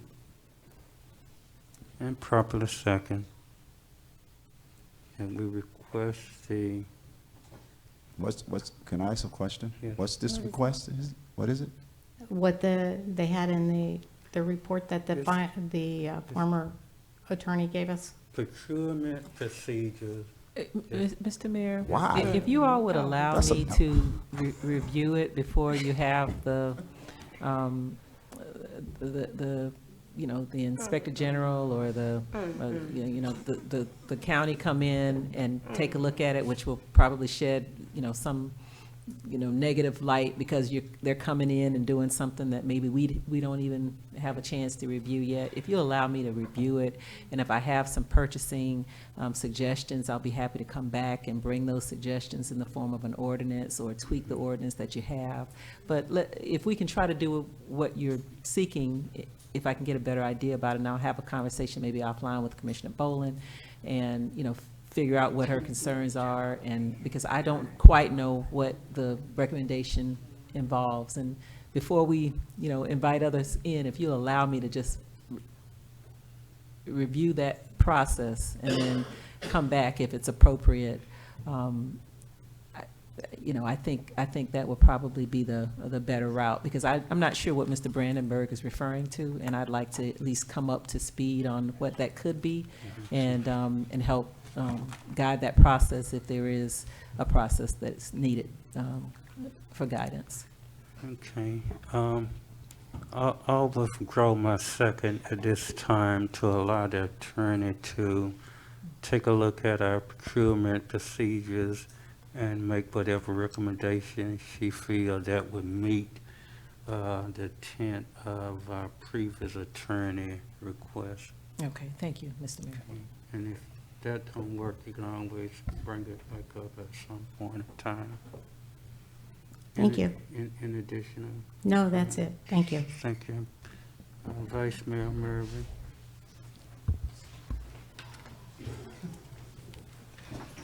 Mayor, Commission, residents, listening to this stuff tonight, and, you can laugh about it, because you got to understand where and things are going, and you can see agendas going that should not go.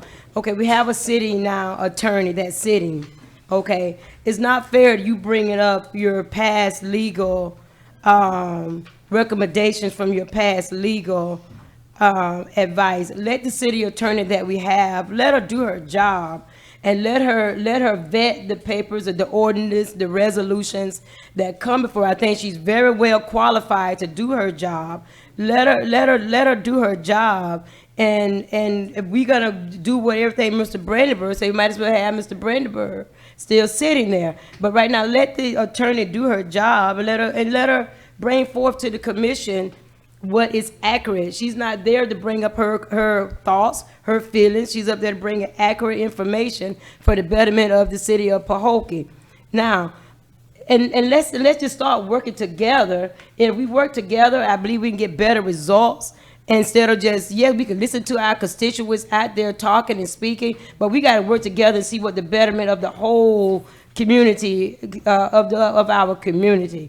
But let's draw unity, because you can feel the divisionness, you can feel the divide, you can even see it in the audience, you can hear it from the residents that's asking, what are y'all doing up there? Y'all are so divided up there, they can hear it.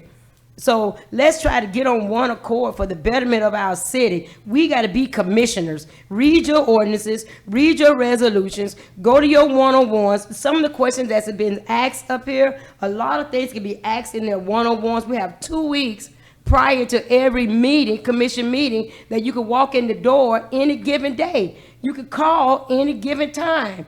A lot of questions that we hear 9 and 10 o'clock at night, we can do it a little better than that, of answering our one-on-one questions, getting some questions answered before we even come to our commission meeting. Because it's looking like we're pulling against one another instead of trying to pulling together. I think we all have a love for our community. We all want it to work. And what even our residents has to understand is that their politics doesn't work how they think it should work. We can't move how they think we could do it, because you are governed by how things are to be worked. But anytime a citizen have a question that they want to ask me, I have people to call, I will give you my answer. But no, I'm not going to sit up here and give you every answer that comes up on citizen comments. But if you want to know my concern about it, I will talk to citizens. I do that. They call me. Some even come to my house and even ask. But let's try to pull together and stop trying to put this device and this division in our community. And let's work together as a body. That's who we are. And have a good night. Thank you. Meeting adjourned.